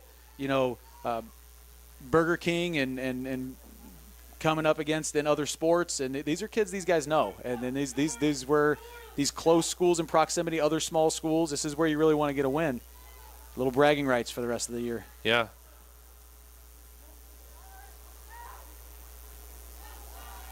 Yeah, you get those kids over in Pulaski County that go to Culver from the Monterey area. Mm-hmm. Some of them are closer in proximity to Winamac than they are to Culver. And it goes both ways. Because with the different programs that these schools offer in the open enrollment, you get a lot of kids driving 30 minutes because of an ag program or because of Culver does the building trades, things like that you don't have opportunities to at the school you're at, and you have a strong desire. And Ottoman looking here, switch fields. Scrimshire's going to get to it. He gets taken out. I think he had that last foul in his head a little bit. He didn't quite go at that same way he had been.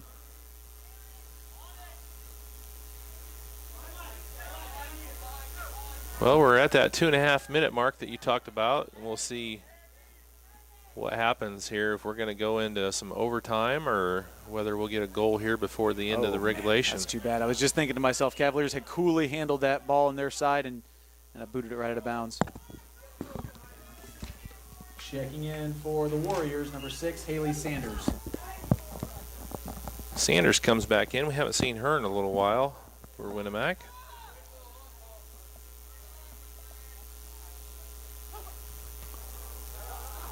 Try to keep this one in. Oh, just barely. Ottoman trying to squirt it out there, but Winamac again. Good job. That ball was going to go a while if he didn't get on it. Very coolly just keeping that ball from getting down, but going to be some danger here. Good stop by Dakota. It looks like Winamac's going to retain possession here.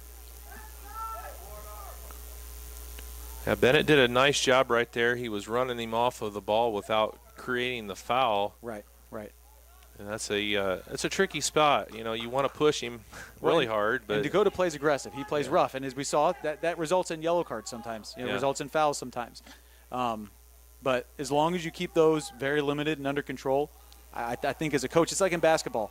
If you come out of a game with no fouls, how much defense were you really playing? Right. That sort of thing. But again, make sure you keep things in check and don't let your emotions get the best of you, and don't obviously make any dirty plays. Here we go. Try to get a surge here by Black. Well, I don't know if you ever watched my daughter Macy play basketball. She never left a foul on the floor. She was always, I'm going to use all 5 of them if I have to. Well, they give them to you. Yeah. They give them to you. Yeah. I told her, I said, if you're going to foul somebody, make sure it counts. We got 30 seconds left here.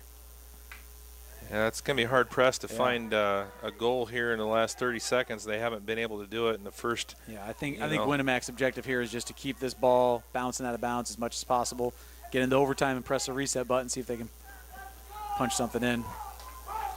So I believe they do 2 overtimes no matter what, right? Yeah, I believe I was just talking to Coach Stevens about this when we were at the boys' game.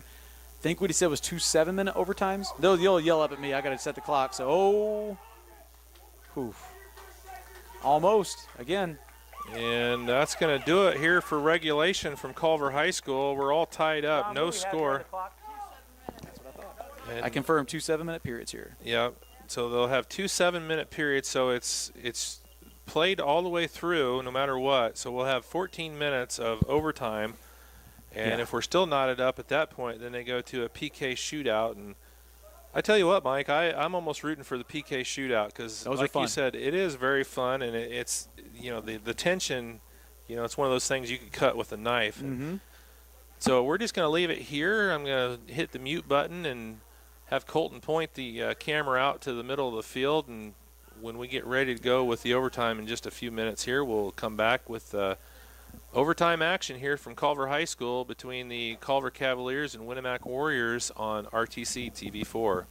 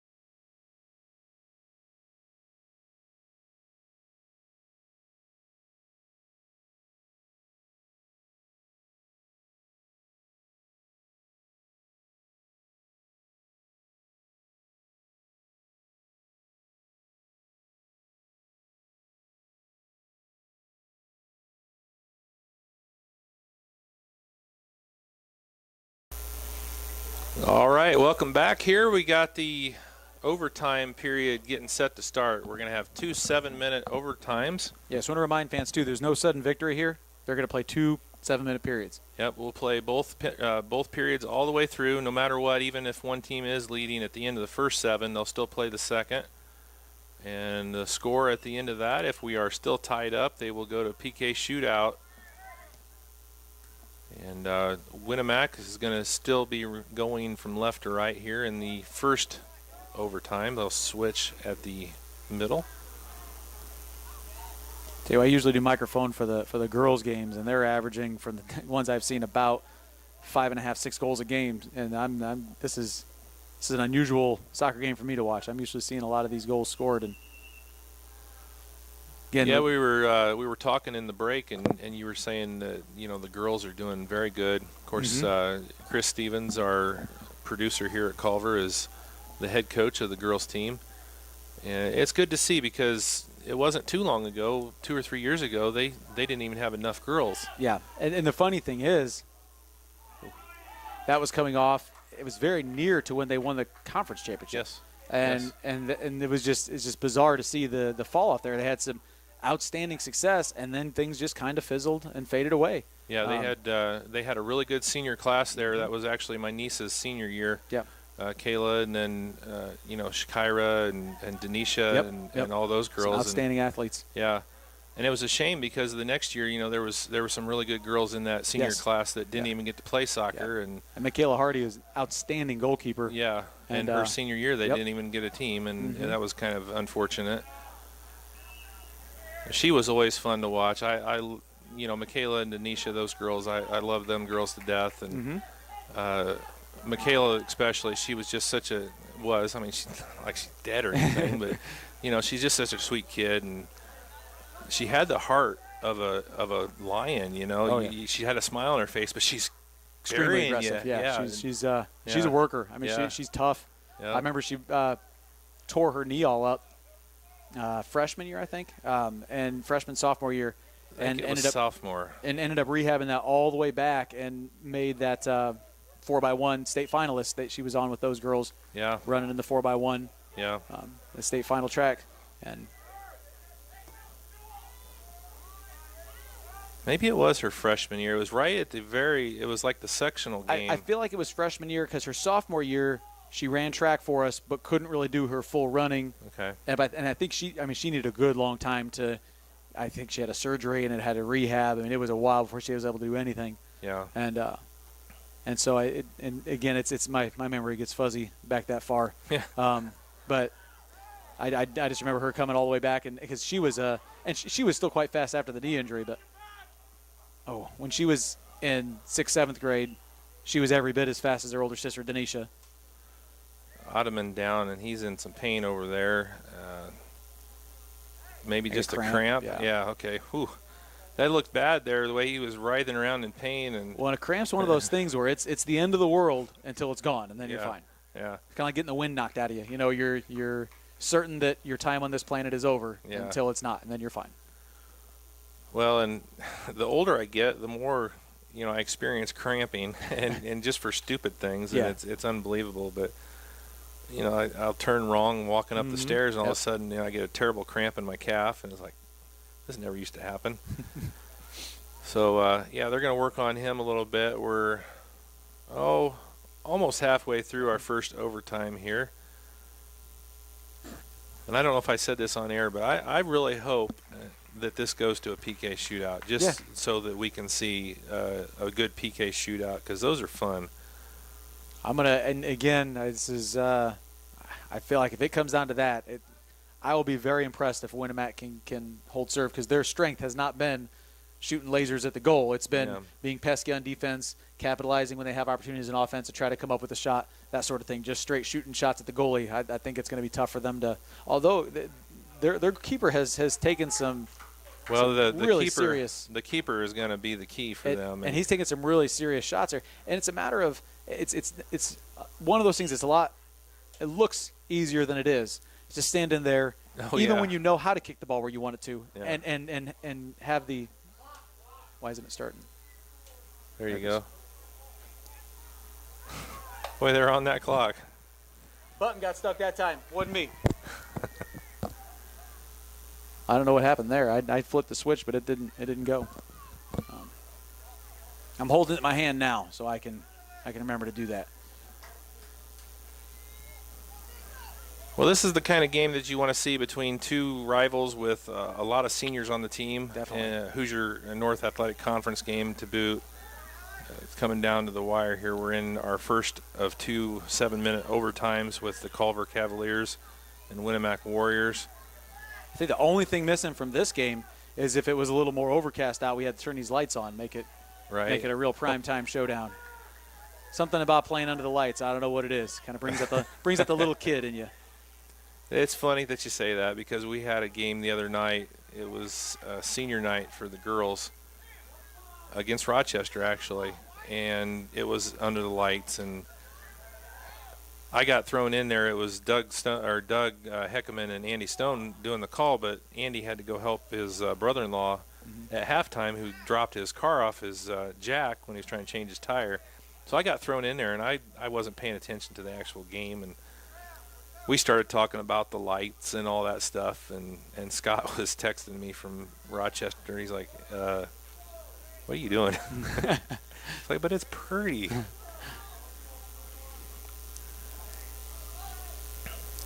That's one of the real unfortunate things about this daylight savings time we have change up is you get to the youth baseball season, and you got to keep those kids up till 10:30 to turn the lights on. Oh, I know. And that's when it's the most fun, when you're 8 years old and you're getting to play like the guys on ESPN do. Yeah. Good. You were talking about Brandon Jones coming up and making a veteran move, and the same thing by the Winamac keeper here. Just a very veteran move coming up, shutting down the Culver offense. That's an easy one to freeze in your tracks and just hope you're going to punch it out or whatever. And it's not easy to come out of the goal and because you're leaving it exposed. Right. But trusting that, you got the speed to get there. And yep, you got to be very decisive. And Hettinger right there, he did a good job and kept Culver out of the net.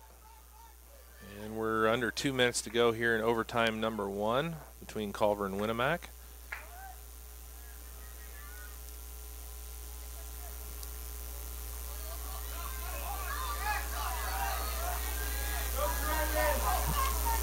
I just couldn't quite keep it in control there. Again, I hope that the Cavaliers' biggest asset here is going to be positivity, body language, maintaining a positive attitude. Winamac is playing a great game. I think they had a game plan and they're executing it well. And Culver's just got to keep staying the course. Trust that it's going to come. Right. Don't make any mistakes. And like you said, trust it and trust the process. And I truly think, like you said, if it goes down to a shootout, I think Culver does have a bit of an advantage. What I think is important is convincing yourself. Like I was saying earlier, it's you want to in some ways convince your opponent. Hey, look, I'm scoring. This is going to happen. You blocked that one. That was good. That was a good defensive stand. Great. But it's coming, and you know it and I know it. We're going to score, and it's good throw in there, right down the line. Just beat to the ball. Yeah, that's a good job there. If Winamac wants to knock it out, Culver will take that throw. Yeah, definitely. About 15 seconds left here. I think this is going to end 0-0. Yep, so we're going to go 7 minutes again anyway, but still no score on the board with 5 seconds. But they're not going to I'll do it. All right. After one overtime here, we're still all tied up at 0 between Winamac and Culver. Overtime. So we got 7 more minutes. I think they will start right now. They don't take a break or anything. So we're just going to keep it here on the field. They called for me to put a minute on the clock, so. Oh, they did? Yeah. Okay. All right. Well, that might be a case of the weather. They're going to give the kids a break. So we'll take a quick break while they're doing that and come back here in just a few seconds on RTC TV4's coverage of Culver Cavaliers soccer. This broadcast is brought to you in part by these local sponsors. Evans Agency in Rochester, offering farm liability, farm personal property, and farm outbuilding policies, all customized to fit your insurance needs.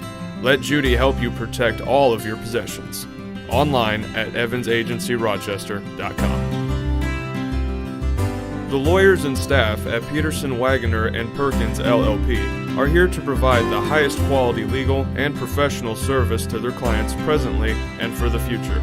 See a full list of services online at peterson-wagoner.com. Please support the local businesses that help us bring you this production. All right, welcome back here to Culver High School as we get set to go with overtime number 2 here between Culver Community Cavaliers and the Winamac Warriors. No score in regulation, no score in the first 7-minute overtime period. If we go through this 7-minute overtime period, we're going to go to a PK shootout, which will be very exciting in itself. So in the second overtime here, the Cavs switch sides. They're going to be going left to right on your screen, and the Warriors right to left. So I'll point out we had about 4 consecutive headers, followed by 4 consecutive swing and misses.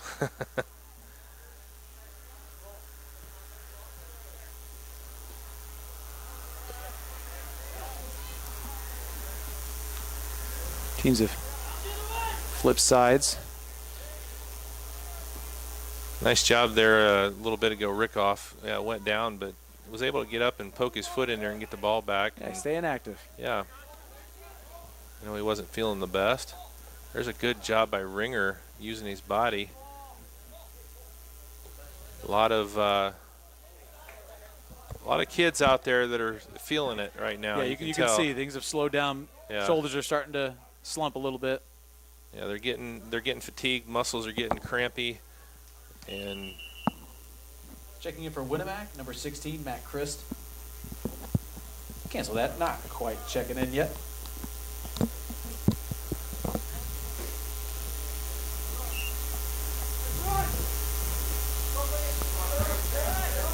all right, Warriors with the throw in. Bennett knocks that back.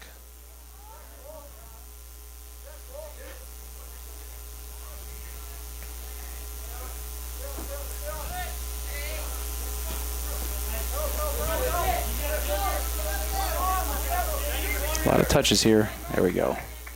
Gets it over. Ottoman, nice through ball, trying to find Scrimsher, but he can't. Just a little ahead of him. Yep. So Connor Ringer's going to track that. Ringer does a nice job back there. He's been about like a coon dog tracking him down. I mean, he's got a nose for it. He runs him right in. Yeah, it's hard to get anything past him. Now And checking in for the Warriors is Matt Christ. the 1 or 2 times that they did get past Ringer, Jones was there to clean it up. Yeah. So, and again, that's tough being a goalie because you sit there for 20 minutes, right, sometimes doing very little, and then all of a sudden, bam, you're the most important person in the field. right. You got to be on point in a hurry. It's not like playing outfield in baseball. You sit there for a while, and then all of a sudden, it's your job is the most important job. And then you can sit for another 2 innings. Yeah. And Yeah, exactly. High kick there. that one goes off. Good job there. Scrimsher's got it. And again, I think I don't know if that's a plan or if that's just something they know that Brandon does, but it seems like when he sends those sky high like that, the Culver guys know we're just gonna get out of the way. That's a tough one to handle. We'll just take it off the glance of the Warriors. Yeah.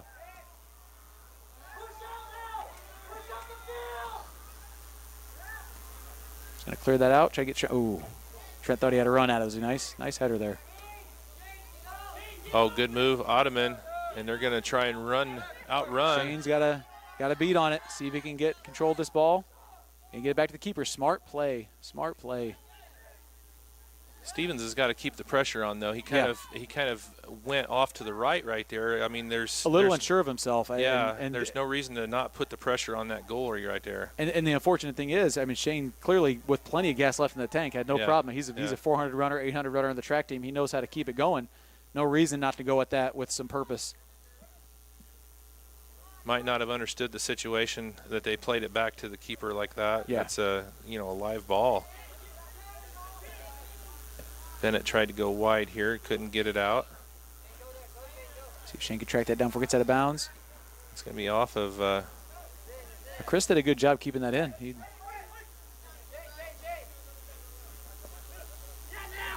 I tell you what, Winamac has found another gear here. Yeah, they're Cavs need to be careful. And I'm wondering if Coach talked to them. Look, we want to try to keep this away from PKs if we can. Well, and that's not a good spot to foul No. somebody right there, and this is going to be trouble for the Cavs. Yeah, and on top of that, it looks like we got somebody down injured. Is that Braxton Conley? Yeah, Braxton's a little shaken up, but he's popped up. He's going to try to game it out. Brendan Jones may get his moment right here to save the day. And they're not going to go direct. No, they're going to go out to the side. Take this, and Brandon gobbles that right up. So they try to go the indirect route off to the side of the wall, and it doesn't work. Got some guys running the field here. Oh, he's got shiny shin guards on there. I was looking at Brandon. And here we got one, and they're going to call it. They've already called it. That's over.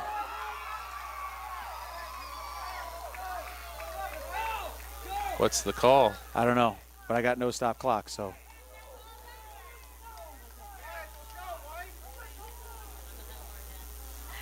Official letting the crowd get to him a little more than you like to see there.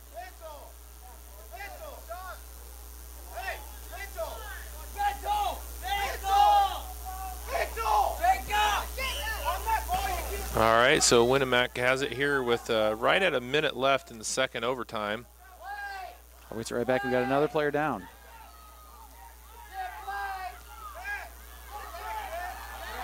Get Trent Jones run it down here. Going to try to take a swipe at it. Going to be tough to get one off here. Winamac is doing a good job. There's a And he shot. fires one. Oh, wow. Off the left post. That was. You can't get any closer than that. You can't get any closer than that. New Cavalier in the field is number 9, Wyatt Ringer. So Ringer's going to check back in, and Winamac dodged a bullet right there. That thing was smoking, and it just hit the left bar. And that's exactly a good way to describe it. That was a bullet coming in there. We're going to have 44 seconds on the clock here, and a Winamac goal kick. I think we're going to get our wish here, Steve. I think we're going PKs. Yep. I'll tell you, we're either going PKs or we're going to see a heck of an ending. Right. Either way, we're it's in a win-win right yeah, now. Yeah, either way. If there is a goal scored, and that was the closest we've seen Oh, one. geez, yeah, that was. Hopefully the clock guy doesn't blow it here at the end of the game. Getting a little handsy again over there, but letting them play here through this. I want to roll out of bounds, and we're under 30.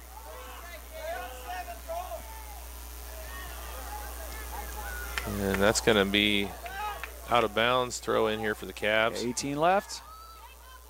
Oh, just Ringer missed tried it. the bicycle kick. Yeah, trying to.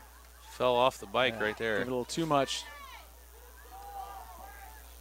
7. I think this is it. I think Yep. we're done here with the regulation.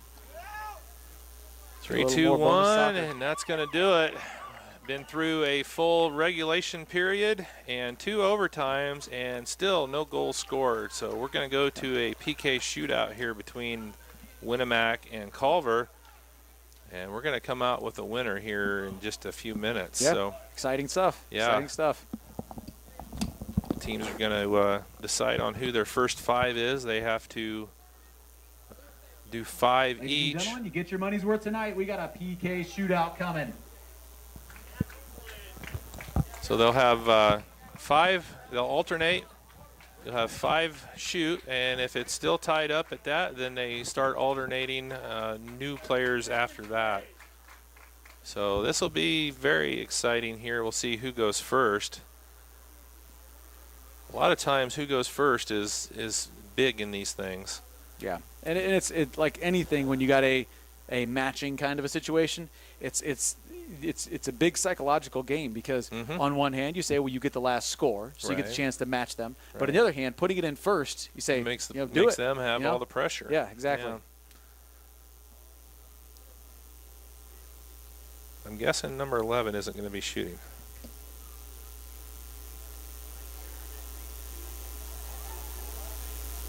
I missed who was shooting first there. I know Culver won the flip, but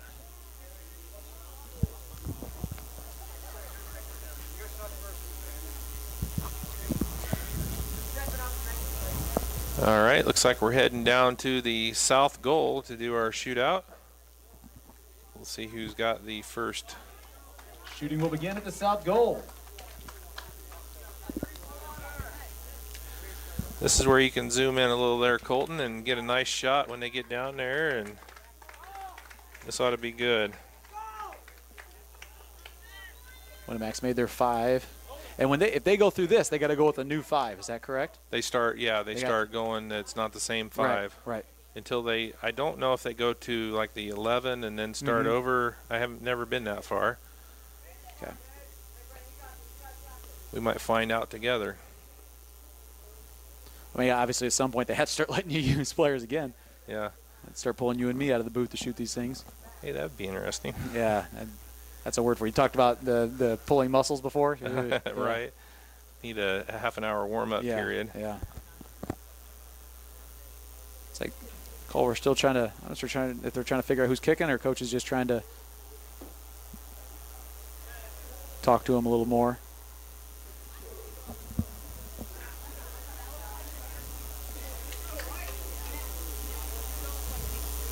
I believe Brandon's going to be heading over there to the goal. Yep. Looks like Winamac is going to shoot first. Looks like we have the Warriors shooting first.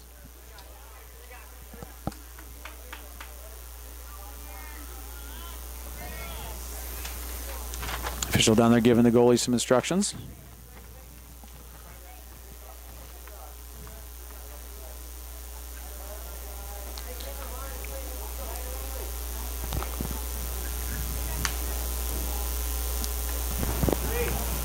When they get down there, Colton, you can get as tight as you can so you can see, the whole goal and then the shooter.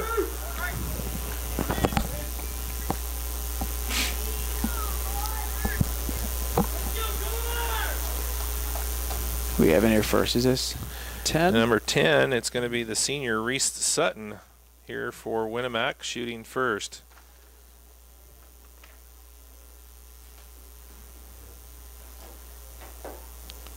Again, I didn't play a lot of soccer, but in these situations, I always think to myself when I have to make these decisions, what mistake would I rather make? Would I rather kick it directly at the goalie as hard as I can, or would I rather miss it, left or right? That's a tough call. I don't know. That kind of helped guide my decision in this situation. Well, we'll see what happens. Here's Sutton going up against the senior. And he gets the first one in, so Winamac puts the goal in, PK number 1. Kick is good by Reese Sutton. Kicking for the Cavaliers, Trenton Jones. Again, I feel like if Trent doesn't outthink himself, he should be able to stick this right in there. He's got a heck of a foot. And I've seen a lot of these, and the kids with the big foot sometimes overthink it. That's what I'm worried about is Trent may send one sailing or try to do too much with it. And it's one of those things where you just got to kind of get them leaning one way. Get the goalie to guess wrong. Yep.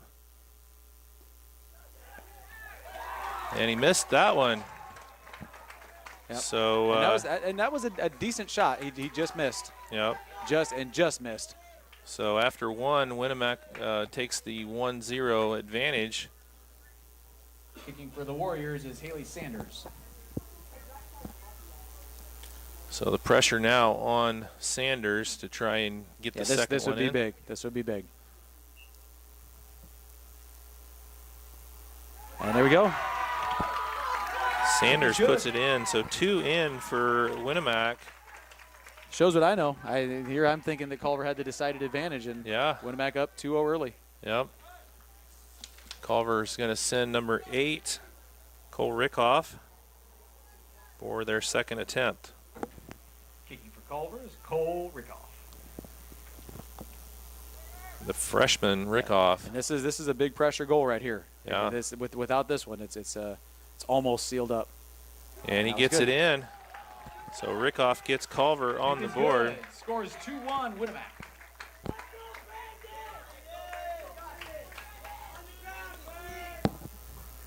So number 19, up next, Brandon Henderson. Yep. Kicking for Winamac, Brandon Henderson.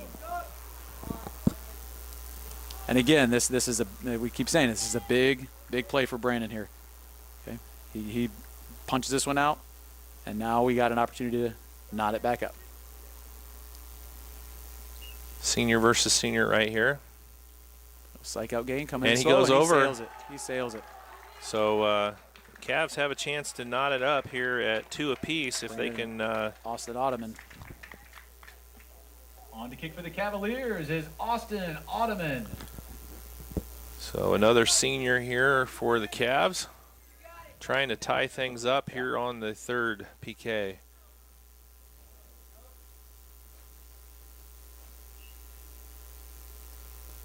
And he gets it through.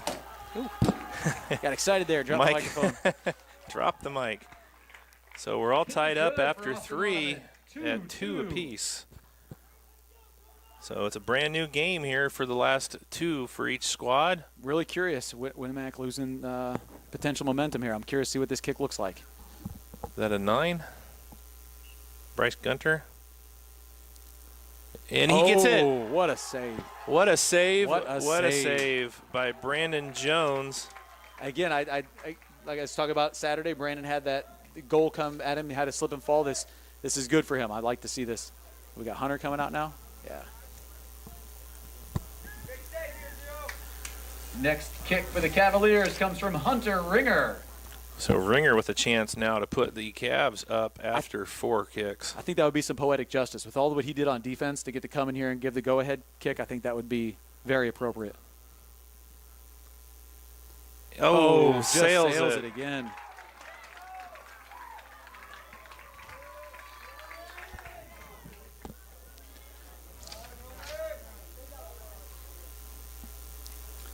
So it comes down to this.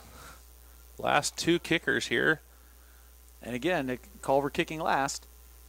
They're in relatively safe zone regardless, because if Winamac scores, they got a chance to even it up, and if they miss, Culver can come through and clutch victory of this thing.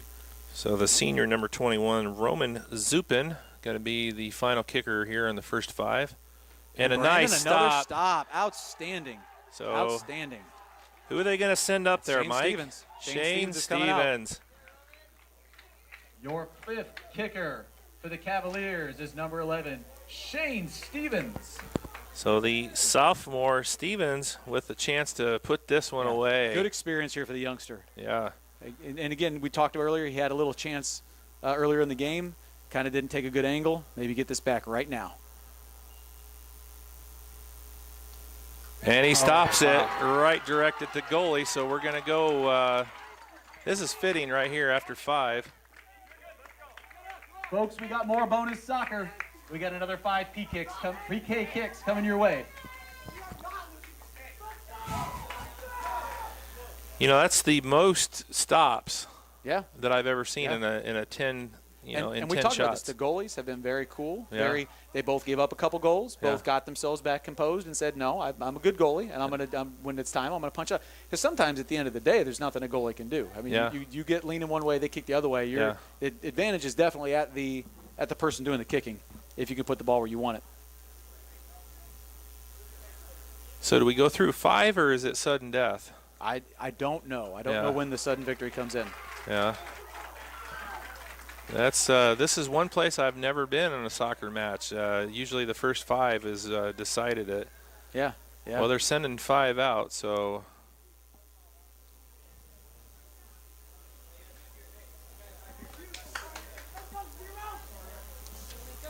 I guess we'll find out here together. Yeah, we will.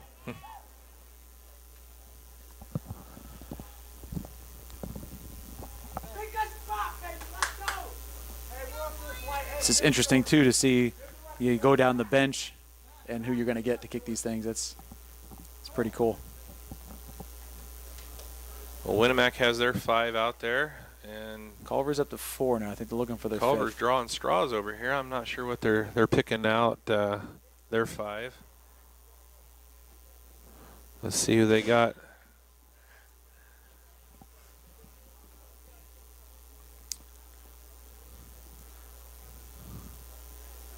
One, two, 3, 4, 5. Yep, we got 'em. So Culver has got their 5. And they flip who kicks first now? Yeah, they're going to get some captains out here to flip. So it looks like we're going to kind of restart things here, Yeah. Mike, and, So and reset basically all do around. another round of 5. Like I said, this is the farthest I've ever gone in a PK. So yeah, this is a neat experience, and the hope is, and I coached track for a while, and we had some guys who were gunning for a school record, gunning for a regional berth in the 4x400, and I remember, I mean, it was such a race, and we ended up 5th, and they take the top 4, and I just remember our anchor leg come over, and he rolled over, and it was a matter of 2 seconds between the top teams, and he rolled over and says, "I know we didn't make it, but man, that was fun." And it was just appreciating him, even as a youth, appreciating the moment and the competition, and then it's fun to compete at that high level and give everything you have. And sometimes you come up short, but it's still, that's fun, and it's neat. I hope these boys can appreciate this on both sides, regardless of what happens. This is fun stuff to be a part of. This is stuff you talk about 20 years from now. Yeah. When you're looking back on your high school career. Here we go. It's going to be the Cavs going first this time around, and it's going to be the freshman Marquez Anderson up Cavaliers first. will kick first. Your first kicker is Marquez Anderson. Let's see what Q can do right here. Oh, Sails it. Sends it up. Winamac's excited, and I'll say, I believe Winamac, and again, Culver may be going for the stoic approach, and no shame in that, but Winamac's definitely winning the body language contest right now. Yeah. They're fired up. Every positive thing that happens, they're bursting here. So it's going to be Matt Christ, the junior, Winamac, Matt Christ. taking the first PK here of the second group. See what we get here on second kick. And that's in. That must be it. That's it. Okay. Well, we found out together, didn't we? Unfortunately for the Cavs, that's the way it's going to end. That'll do it. Your final score, Winamac 3, your Culver Cavaliers 2. We thank you for attending tonight's varsity soccer contest. Please drive home safely. Yeah, and like I said before, I hope, I know this stings now, but I hope as 8 o'clock becomes 9:30 and these guys are laying down, they can appreciate what happened. I mean, there's nothing for either team to, and you say that all the time, nothing to hang your head about, but really, I mean, both teams played hard, both teams played aggressive, both teams went for the things they wanted to go for. Yeah, this is the part too. You look at the handshake line at the end, and that was one thing I was always bad about when I was in the moment. It was always hard for me to recognize being in the moment, and right. For you, like you said, with those kids realizing what they were in with that 400 race, and it's hard sometimes when you're young to look past what's right in front of you. So what a game here tonight between Culver and Winamac, and came right down to it.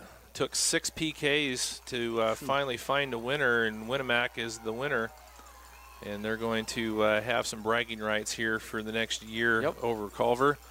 But I had fun, and really looking forward to seeing what you guys can do tomorrow night. The Cavaliers travel to Triton in a football matchup. That's another Hoosier North Athletic Conference game, and a county rival between the two. And if you guys are watching and you want to watch some football action, tune in to RTC TV4 or RTC4.com tomorrow night. We're going to have 5 games on live. We'll have the game at Triton with the Cavaliers taking on the Trojans. We're going to be down at North Miami as Rochester travels to North Miami in a TRC matchup. We'll be over at North White with Pioneer Class A number 1 traveling over to 0-4 North White. We'll be at Tippy Valley as the Vikings look to take another TRC victory over Whitco. And then our final game of the night will be up at LaVille as Caston looks to get on the win column against the LaVille Lancers. So a lot of stuff going on tomorrow night on RTC4.com and RTC TV4.